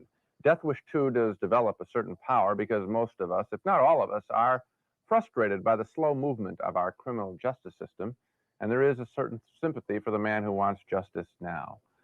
But as a movie, Death Wish 2 is far from thrilling. We know, of course, the direction it's going to take, which is revenge, the movie's only theme, a theme that is delivered with all the monotony of a repeating rifle. I wish that this film had at least tried to go off in some new direction at the end, but no, it's just revenge, revenge, revenge. I don't even think it has an ending. It just stops. It leaves all kinds of things up in the air, and it doesn't resolve anything. It doesn't make a statement. I think the giveaway is that this is a sequel to a movie that was originally made in 1974, and that doesn't show that there's a tremendous demand for the sequel when they waited 8 years to make it. I think it's more of a case of the people behind this film being totally bankrupt for any new ideas. They go back to Charles Bronson's last real big hit and they say, well, let's try to recycle it. Yeah, well, I think that there is still frustration in the land, and the audience that I saw it with was responding to the film at that level. But then as the killings continued and there was no new wrinkle, your reaction, you could see how you're being manipulated. And I thought that that's where the film broke down. The other thing is the same strategy that was in the earlier film, which is that the guy doing the killing is white, and most of the guy doing the crimes are Latinos or blacks, and that they do all the cruel actions, and so you have this subtext of white man's revenge, and that's operating. Something else that was shocking to me was how inept the movie was, just in terms of interesting dialogue, in terms of camera setups and so forth. It really seems awkward. People just seem to be standing around. It's a slapdash sequel, and we see them all the time. You got it. Our first film was Death Wish 2. Neither Roger or I could recommend that Charles Bronson revenge thriller about a citizen who goes berserk and kills muggers. It had some power, but it was so predictable, so 2 no votes for that. Oh, well, it's too violent. Too much killing, too much gunfire. Why couldn't Bronson just sit down and talk with these people? Why couldn't he just sit down and say, please stop kidnapping my daughter and bring her back to me, please. Let's talk this over. like human beings.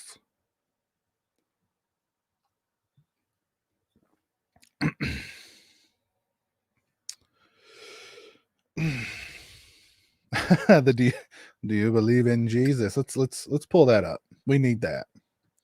We need that. Let's see. Death Wish 2. Do you believe in Jesus? Do you believe in Jesus? All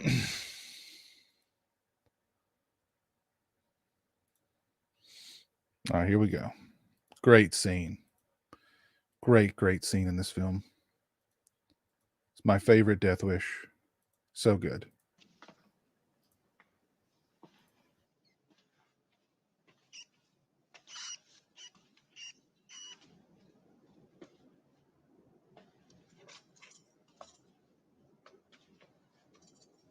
You believe in Jesus? Yes, I do. Well, you're going to meet him.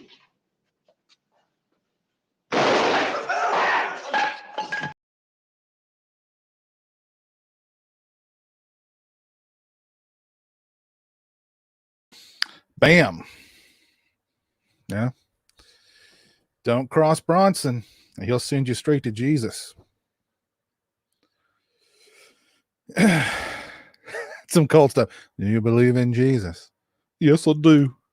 Well, you're gonna meet him. Nico, you've seen all the Death Wish films, right?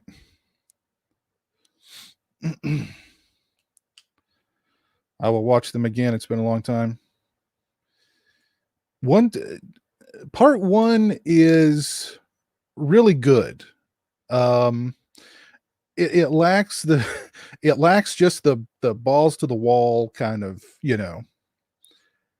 silliness of 2 and 3.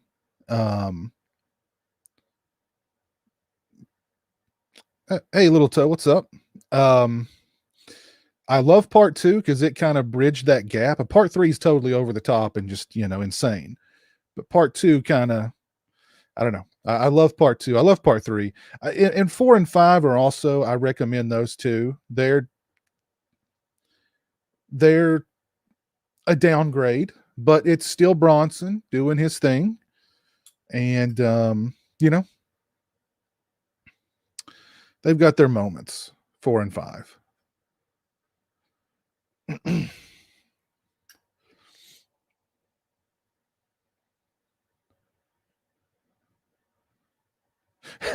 I like to think when Paul Kersey finally passed away, the Grim Reaper very timidly came up to him and said, "Mr. Kersey, I'm terribly sorry to disturb you, but I have a job to do, and it says it's your time." At that point, I'm sure Kersey was just like, "Hey, I'm tired over here. I've sent, the Grim Reaper would be like, you've sent so many people to us.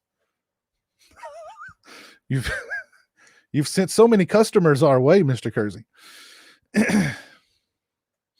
All right, PlayStation 9, take care, man. Thanks for hanging out. Friday or Halloween box set? Which one do I think is better? Oh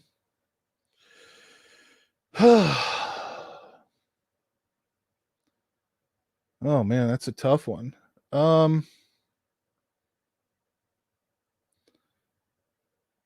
I don't know. I kind of lean toward the Halloween one because the Halloween one, I never thought we'd get a complete Halloween box set like that. I just never thought it would happen. When people would ask me if I thought that would ever happen before the box set came out, my answer was always an unequivocal no. I just never thought that would happen because the series is so splintered among different companies, and especially to get like an official release of Halloween 6, the producer's cut on there. They really, that was an effort.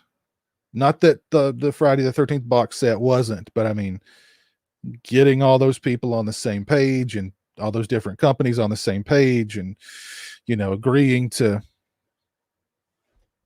do this thing and to get the producer's cut on there. I mean, that was, I don't know. I'm still, when I think about it in that box set, I'm still blown away. I really am. Nothing against the Friday set. You know, I even contributed to that set. But the effort to put that Halloween one together was, you know, that was a big effort. Death Wish 4 is a date movie compared to 2 and 3. It's true. That's true. Jim, you should, I would start your Death Wish journey with Death Wish 2 and go forward.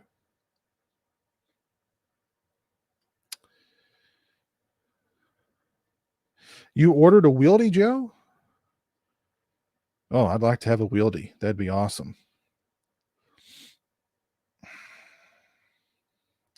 Got 3 drink coasters with the Halloween box set. That's true. That's true. You got 3 really fancy drink coasters with that set.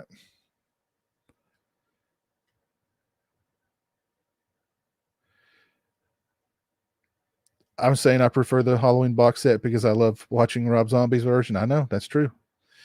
I just love that film. Thank God Jeremy didn't say he wanted to do like a live commentary for that film. We did a live commentary on the Sausage Factory a couple of years ago. I somehow survived that one.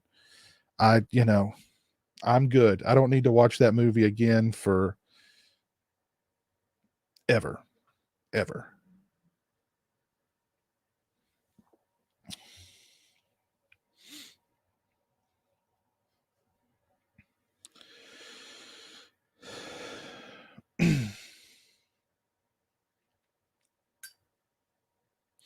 Halloween box set is my prized possession in my collection. Very cool. Yeah, you know, I really wish I would have bought a couple of more, to be honest. I mean, it'd been a good investment for the future. Yeah,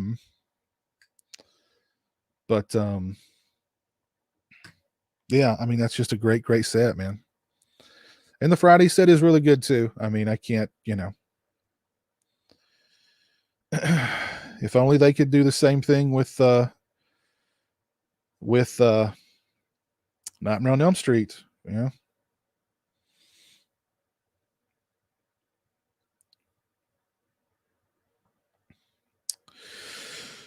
Red Room, you just picked up the NECA Halloween 2 Michael figure. Very cool. It's a good figure. Very nice one.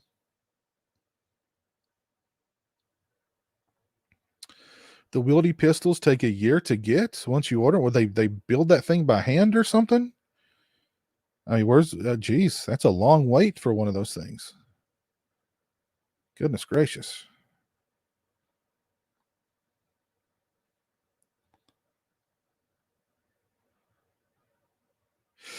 You know what I would like to see? You mentioned the Crow, a Crow box set influence films. I'd like to see the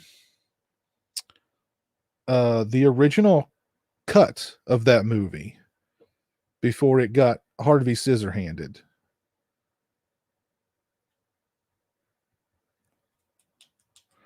I'd like to see the director's cut of that one. Now, the Crow 3 and 4, you know, yeah, not fans of those. But I would buy the box set if it would come with, you know, the director's cut of part 2 with it. But 1 and 2 need to be 4K. They need to be 4K.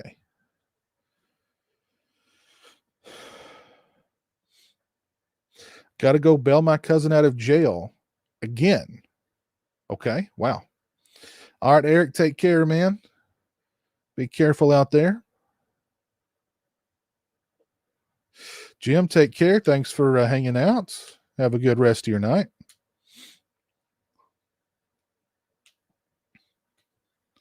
Ever drink hams? I don't think so. Do you think we'll get a Nightmare box set? I don't know. You know,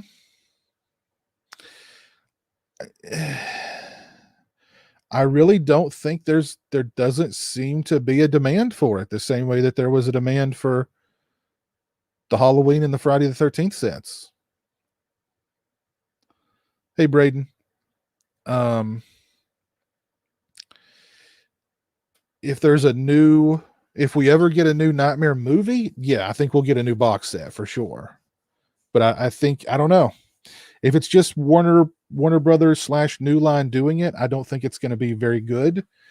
If they license it out to like a Scream Factory, for instance, then I think it could be something special. But if it's done in-house, it won't be very special, unfortunately. I don't think. They might do like, I don't know, maybe 4Ks for a couple of them, maybe, but I don't know. If they do it in-house, I just don't think it's going to be that great. There is a box set, but it's that really kind of generic Blu-ray set that came out many, many years ago. It is what it is. It's all the films on Blu-ray, but do I like any post Hellraiser 4 film? I'm partial to Deader. I like part 5, but then beyond that, I don't really like any of them other than Judgment. I thought Judgment was good.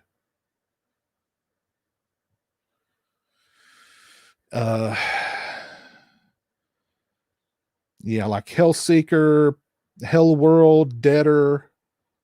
What was the one before?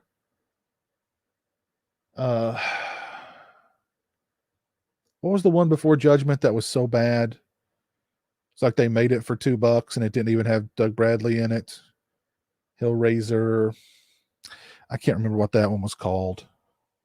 I've blocked it from memory. But I thought Deader was good. I did think Deader was good. What was that one called? Hellraiser. Was it Revelations? I think it might have been Revelations.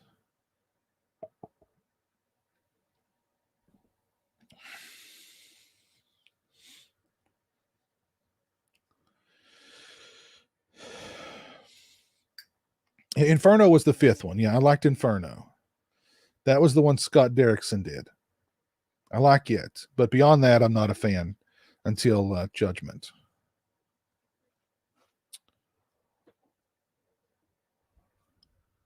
Yeah, Revelations. My God. Oh, goodness gracious. Oh, God.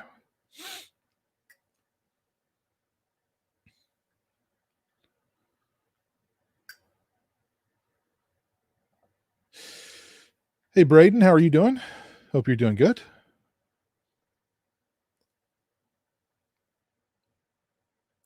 Scream Factory's done a good job with the Universal 40s and 50s titles.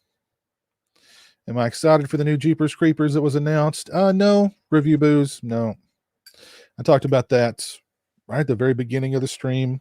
Even if Salva's supposedly not involved, I still have no interest in a Jeepers Creepers reboot. But I have very little interest in any of the reboots, to be honest. The Hellraiser Scarlet box is a treasure.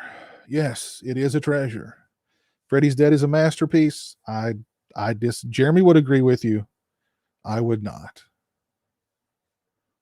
I would not. I saw your review of Children of the Living Dead after watching it. If only you'd watched that review before, it may have saved you some time, Darius. Hey, Jelly, what's up, man? How you doing? You got your Valentine Blu-ray in the mail the other day. Ah, very cool. That's a good release. Can I do a show on what makes the films of the past superior to the present day garbage?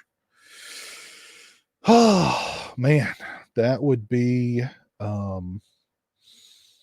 geez.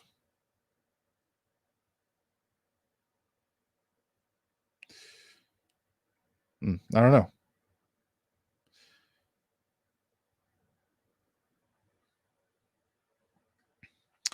Pizza recommended. You recommended me to your friend Dan. Please give him a shout out. Loves horror films. All right, Dan, what's up? How are you? Hope you're doing well. Is it Daniel Brown who's in the chat right now? If so, hello, Daniel Brown. How are you? I am 6'4", Hash.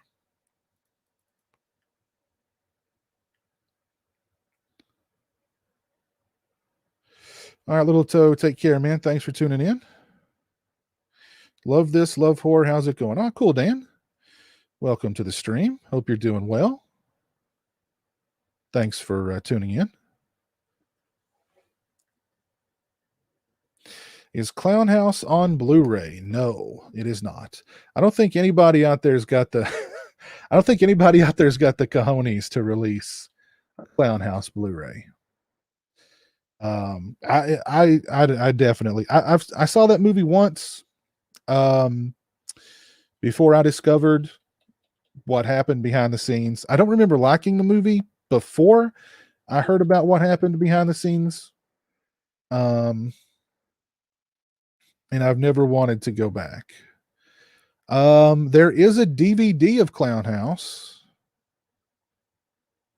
And there's actually an Amityville movie called Amityville Clown House.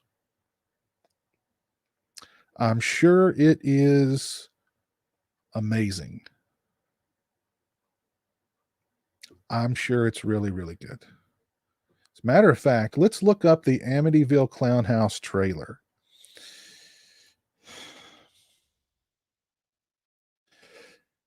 Oh, goodness.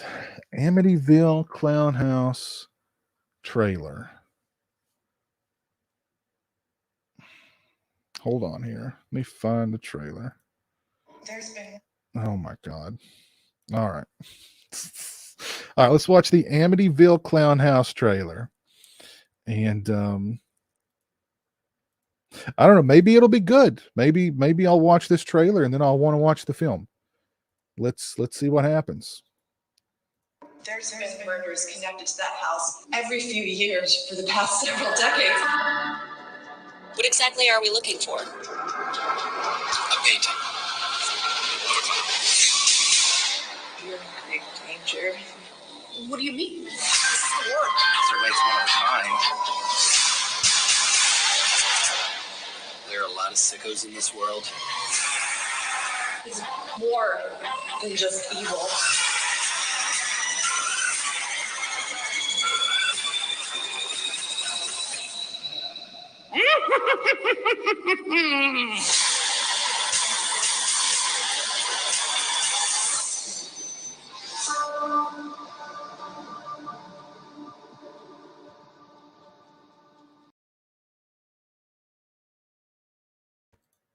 Oh my God.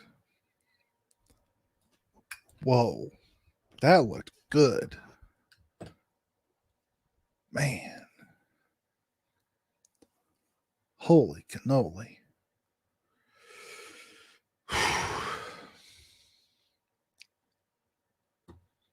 That was Mark Patton. Yes, that was Mark Patton. I hope he got paid a lot for that. I hope he got paid a lot for that. Holy crap. Lord. I want that in 4K. Man. Damn.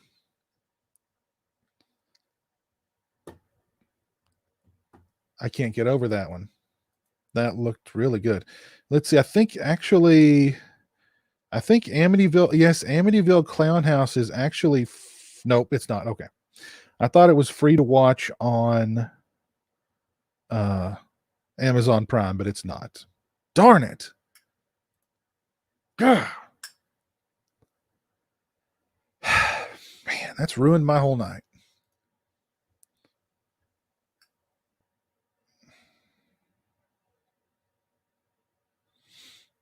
That has ruined my whole night. Jeez, oh Pete. Holy crap, Joey. Thank you for the $100 super chat, man. Goodness gracious. How generous of you, sir.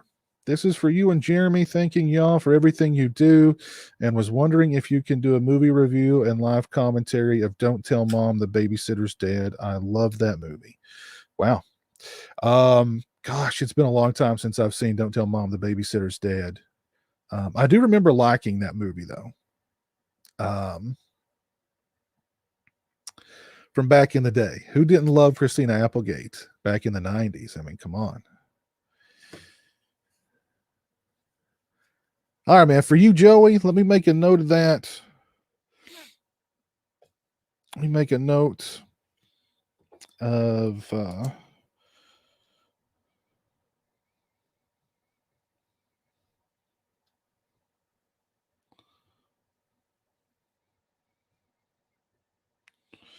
all right.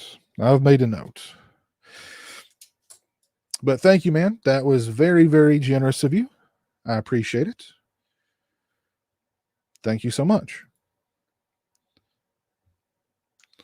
Let's see. I wonder if... See if Don't Tell Mom the Babysitter's Dead. Did it have a Blu-ray release? There's the DVD. Wow, did it never get a Blu-ray? That's kind of strange.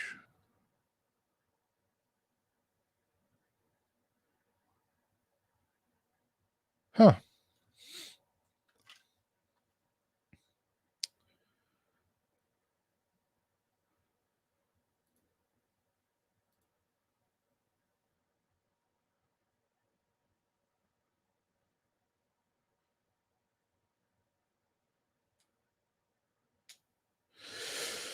Oh yeah. Oh, thank you, Joey. That was very, very kind of you, man. Yeah.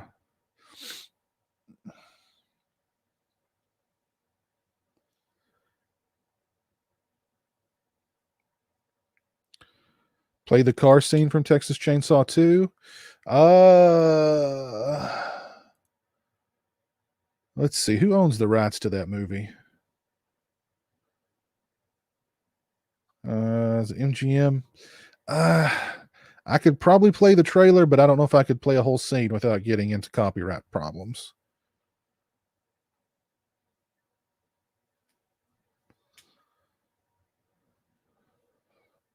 But that is a good scene from Chainsaw 2. It's a very good scene from Chainsaw 2.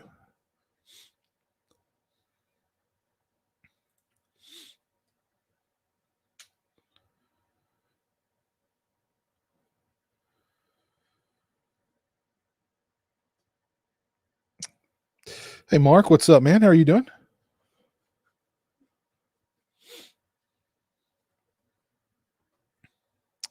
Yeah, it's funny. Leatherface has nubbins.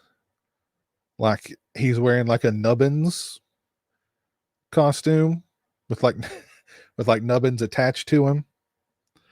I was right near that bridge where they filmed that, and I think I actually crossed it and didn't even know. Wasn't even paying attention. Because when I went to Texas, I went to the gas station, and the bridge is just down the road from the gas station. And as we were, I was so amped up from having gone to the gas station, and I ate a bowl of chili prepared at the Chainsaw gas station. With a Dr. Pepper, of course, for Toby Hooper.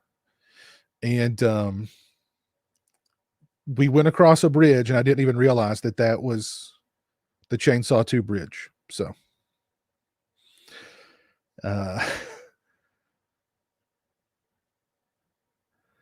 you getting some snow there, Mark?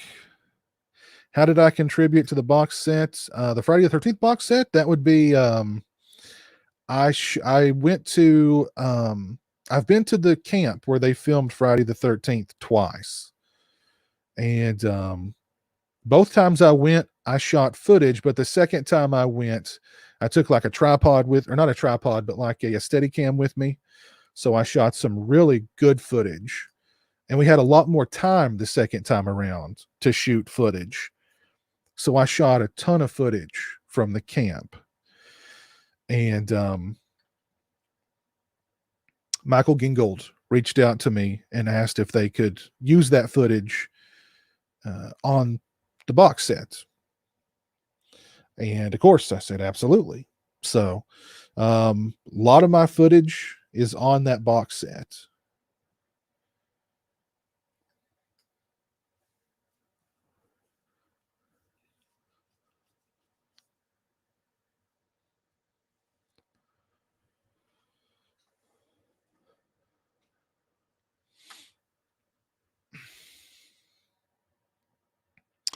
Love the Phantasm shirt. Thank you.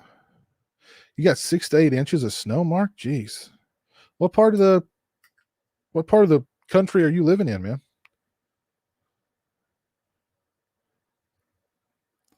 That interview you had with the makers of the box set was epic and should be included in the box set. That was really fun. I mean, yeah, that was a lot of fun just to talk to, because I knew I've known Peter for many years, and I've been friendly with Justin Beam for many years, and Michael Gingold is just super cool, and got all those guys together, and we talked about not just the Friday set, but just what all the work that goes into producing extras for Blu-ray releases in general. And it was really cool. It was a lot of fun. I think that stream went for, was it like 3 hours, 3+ hours? So it was a good one. It's a lot of fun. Don't have any props from Halloween. Sure don't. That's on my bucket list, is to go to the Halloween locations. I've been to the Friday the 13th locations, the camp and the diner, and the main street there in Blairstown. I've been to the house where they filmed Texas Chainsaw Massacre, and the diner. Well, it's the gas station is now like a diner. But I want to go to the Halloween locations, and the Nightmare on Elm Street locations are near there also. So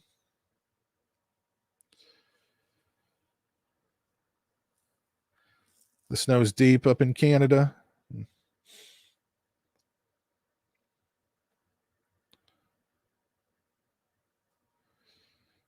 Adam the Woo. Yeah, he's cool.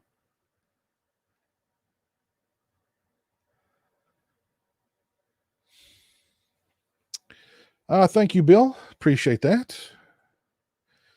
You got 8.5. Oh, you're in Utah. Okay. You got 8.5 feet last week. Jeez. Holy crap.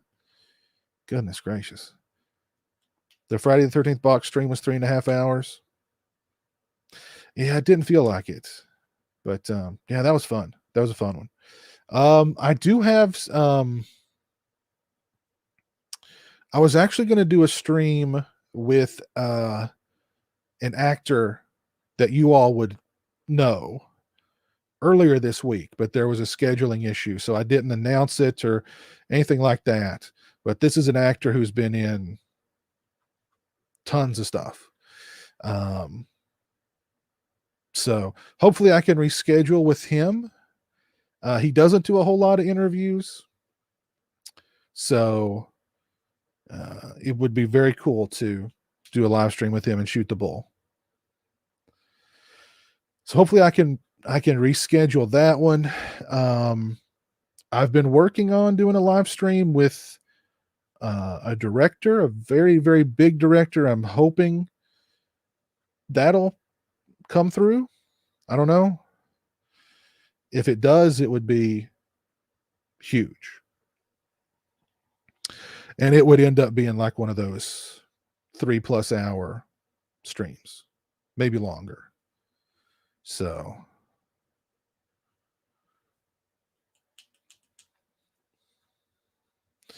I really like the Adam Marcus stream. I love how positive his attitude is, and he still tries to find positive things to say about anyone who isn't Val Kilmer. Oh, man. Yeah, him talking about Val Kilmer was so funny. Oh, my God. Uwe Boll? Listen, you didn't hear it from me, all right? Although Uwe Boll would probably be interesting to do a live stream with. Although, because I think he thinks that his movies are masterpieces. I really think that he thinks his movies are really good. So he would probably be interesting to talk to.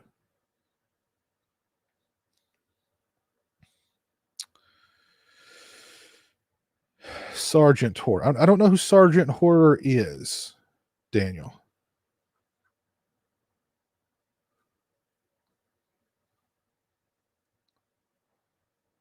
I've actually not seen Postal. I've actually heard that one is good, but I've not seen it.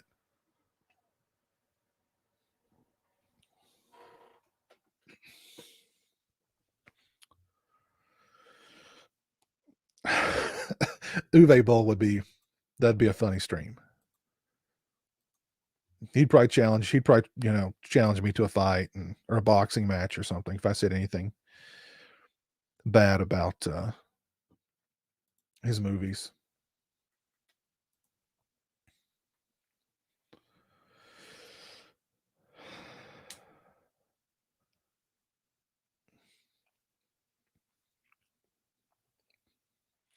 Sergeant Horror is with Mad Monster. Oh, he streams with Mad Monster. Okay.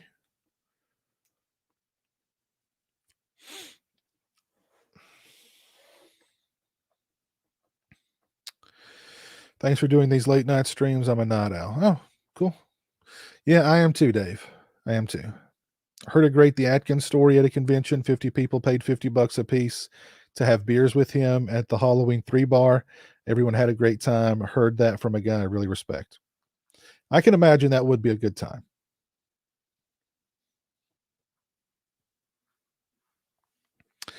And I would probably, I would pay $50 to have some beers with the Atkins for sure. For sure. Are any of you all convention goers? Speaking of Mad Monster, anybody out there go to the Mad Monster convention that happened over the last weekend? I saw some pictures from that show, and like the photo op pictures.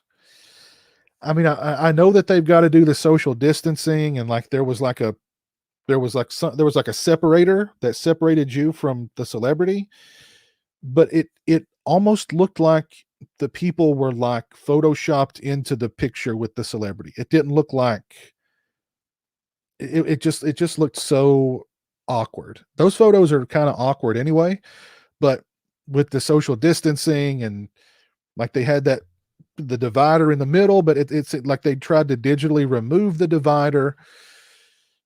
I don't know. It just looked really. I'm glad that conventions are happening. I just don't know if I would want to pay for a photo op like that just looks, where I'm standing 10 feet away from the person that I'm paying a lot of money to take a picture with. You know what I mean? I don't know. I don't know. It looked kind of wonky to me.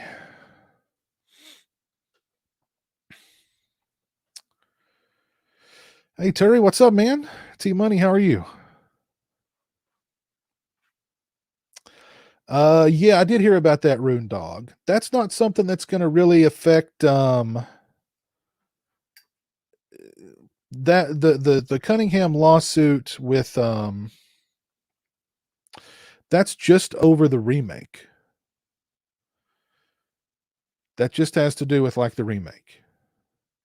So that's not going to affect the series the same way that this other one has.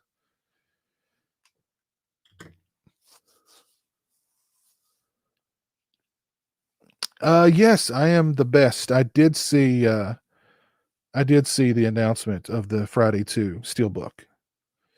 I'm not sure when is that one dropping. I don't need that one, but I didn't need the part 1 steelbook, and I still bought it too. So I think they're pretty, $15, March 23rd, 40th anniversary edition. And you know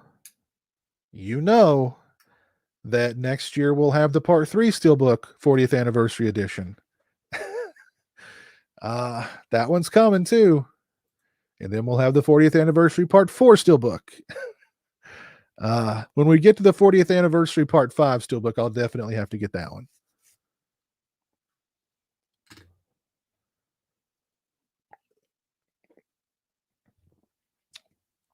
Yeah, T-Money is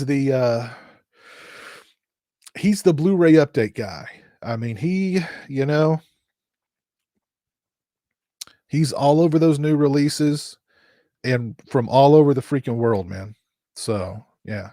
I watch his stuff and then I go spend money. So I watch his stuff and I go, oh man, that German media book release looks awesome. How much is that? Oh, $50. Oh God. How much is it going to be to import? Oh God, another $20. Oh geez. So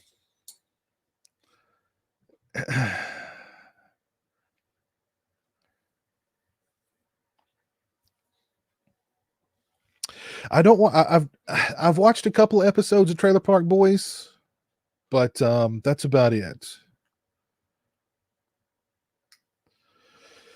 You recently picked up the Scream Factory Universal Horror film set. Oh, cool.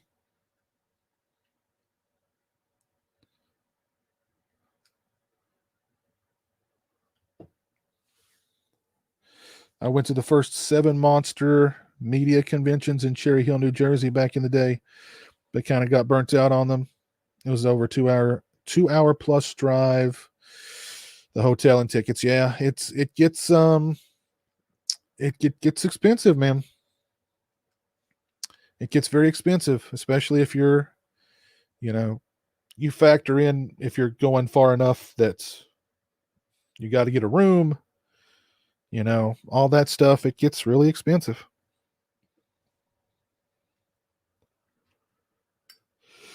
I've not seen the new Wrong Turn movie yet. I'm supposed to be getting the Blu-ray soon to review, so I'll have that review out sometime soon.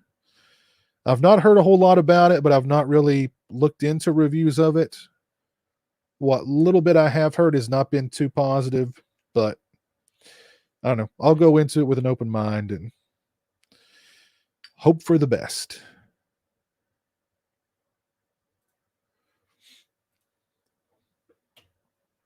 Oh, by the way, Tori, did you get your hands on the Arrow Demons and Demons 2 4K set? I pre-ordered mine from Amazon UK, but it's not been shipped or anything yet, so I'm a little concerned about that. Kind of sucks that Diabolic said that they weren't gonna carry it. But that's because Synapse Films, of course. But I mean, if Synapse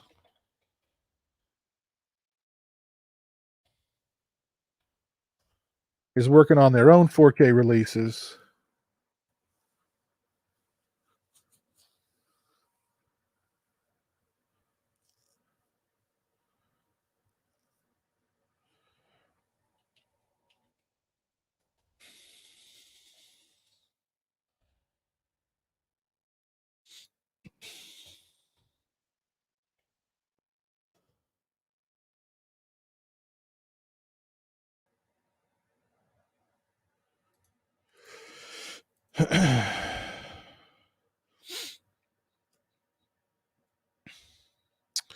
what kind of beer are you having, Dave? Body Snatchers 93. I like Body Snatchers 93.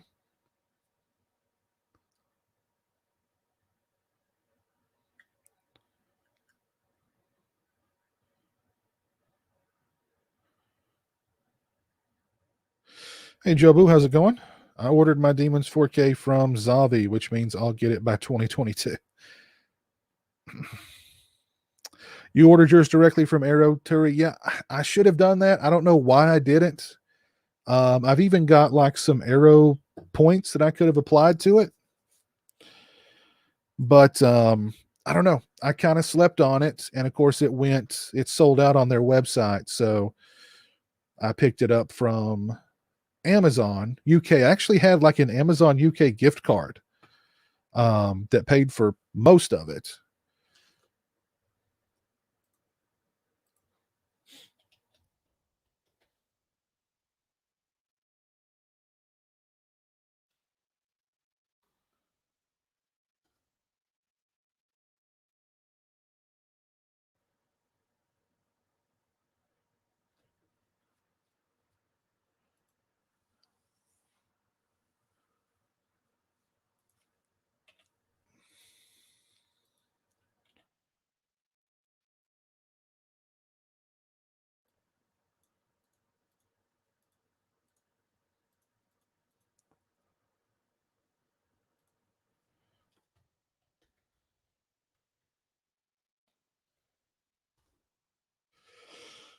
I procrastinated and it sold out on Arrow. Yeah. Yep, I need to.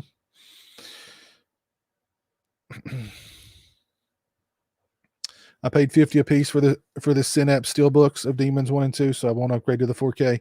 I know that's the thing with Synapse. When they do release those two on 4K, they're going to release them separate, I'm sure, and they'll probably do Steelbooks for both. And I mean, it's going to be, geez, they'll be $70 a pop, at least, I'm sure. So when that does happen, hey, Piz, Shudder thoughts. Did the 7-day trial, thinking I'm going to extend. Any originals worth watching? There's a lot of good stuff on Shudder. I was talking about Anything for Jackson is a good movie that's on there right now. The Dark and the Wicked is really good on there. As far as original stuff, I mean, of course, you got the Creep Show series that's coming back very soon. Let's see. There's a lot of good stuff on there, and it's only like what, $6 a month. So I mean, yeah.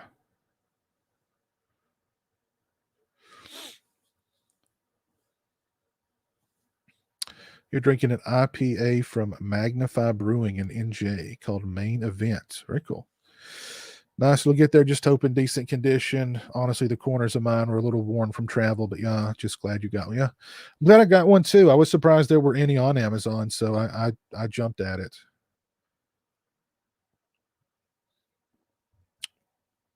Love your horror movie reviews. Thank you. Hey, dude.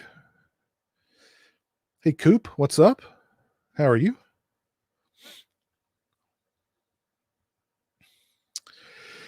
I might sound stupid, but that's the best way to buy off of foreign Amazon. Like, is there a way to change your origin country? Do you mean what's the best way to buy off Amazon? A lot of stuff that you buy off Amazon UK will ship to the US, but a lot of stuff Diabolic DVD gets in, and you can get it through them instead of importing it. It's just this release they did not carry because of, they said it was out of respect for another distributor, and of course that's Synapse, because Synapse owns the rights to those.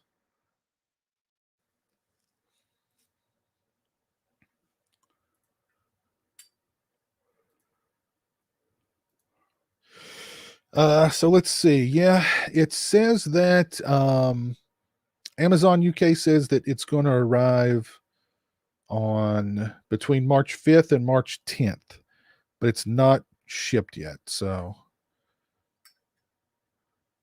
I don't know. We'll see.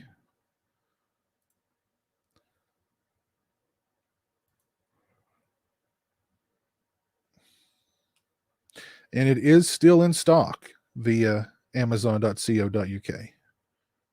So they've still got them.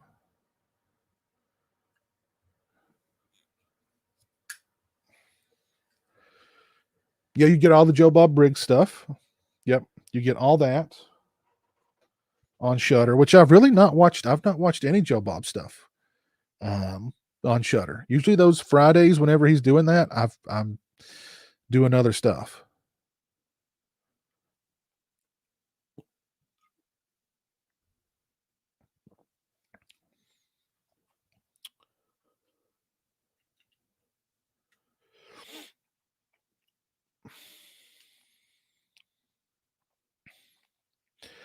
Am I going to get the new Leatherface 4K Steelbook from Germany? No, probably not. I've already got enough editions of Chainsaw. I've got too many. Love the movie, just, too many. Too many. What the heck going on with Amazon UK and Germany shipping anyway? Shipping is ridiculous. Yeah, well. Yeah.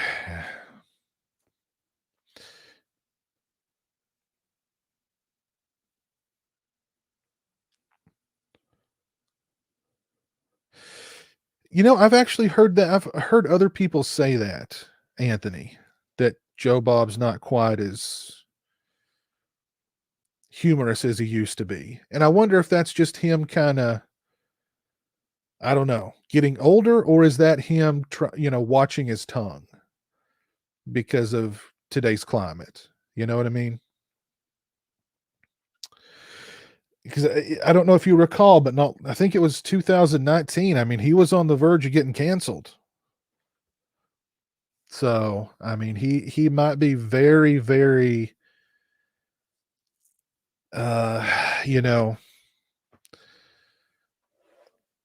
hesitant about saying certain things, or, watch his tongue a lot, which is understandable.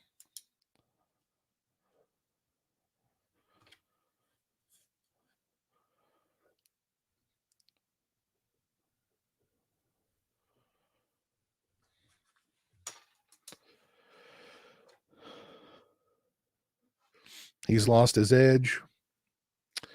I mean, this day and age, people with an edge get in trouble. You know what I mean? So.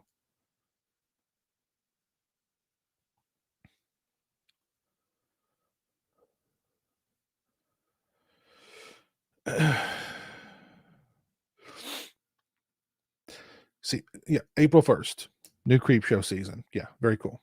Looking forward to that.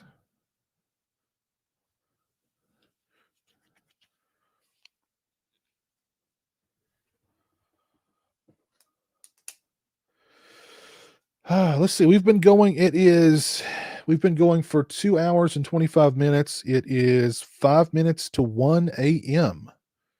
here on the East Coast. I actually didn't intend to stream this long. I thought, hey, let me jump on and stream for, stream for an hour, maybe hour and a half.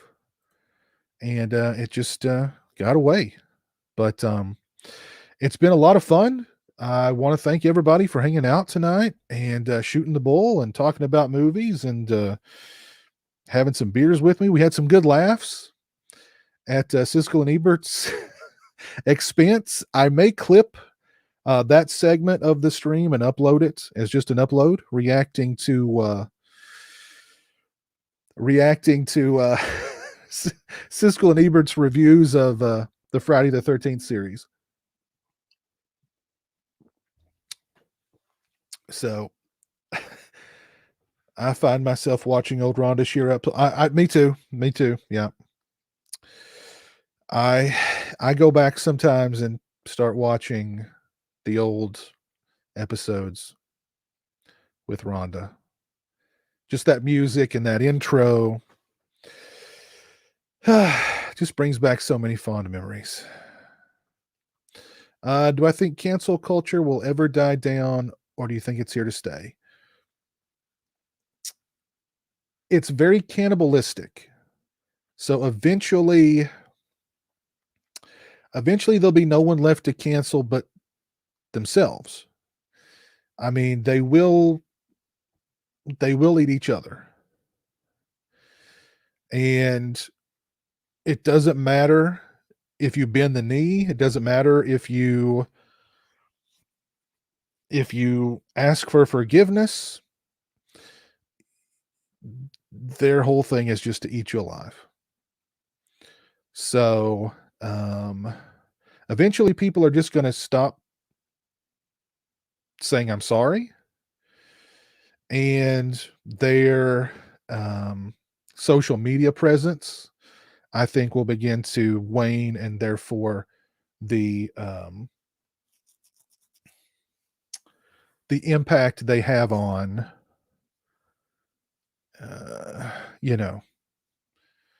this gang kind of mentality will wane, and so will their influence on just their influence in general.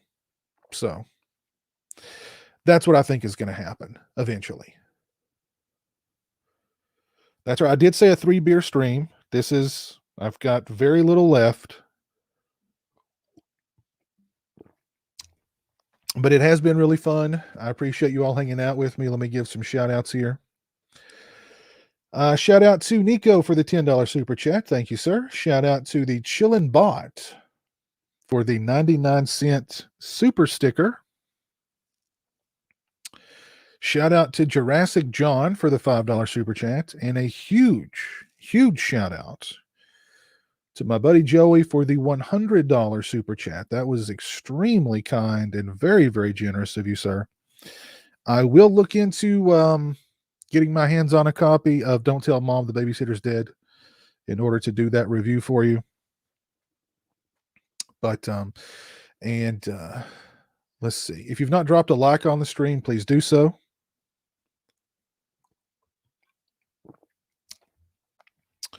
Tune in tomorrow night for the new episode of Region Free, episode number 10. If you've not subscribed to the Region Free YouTube channel, please do so. That link is in the description. Let me give some shout outs here. Thank you to Little Toe, the PlayStation 9. And let's see who else did it. Scary Jerry 22. Thank you for tuning in over on Twitch. Let's see who's still with me over on YouTube.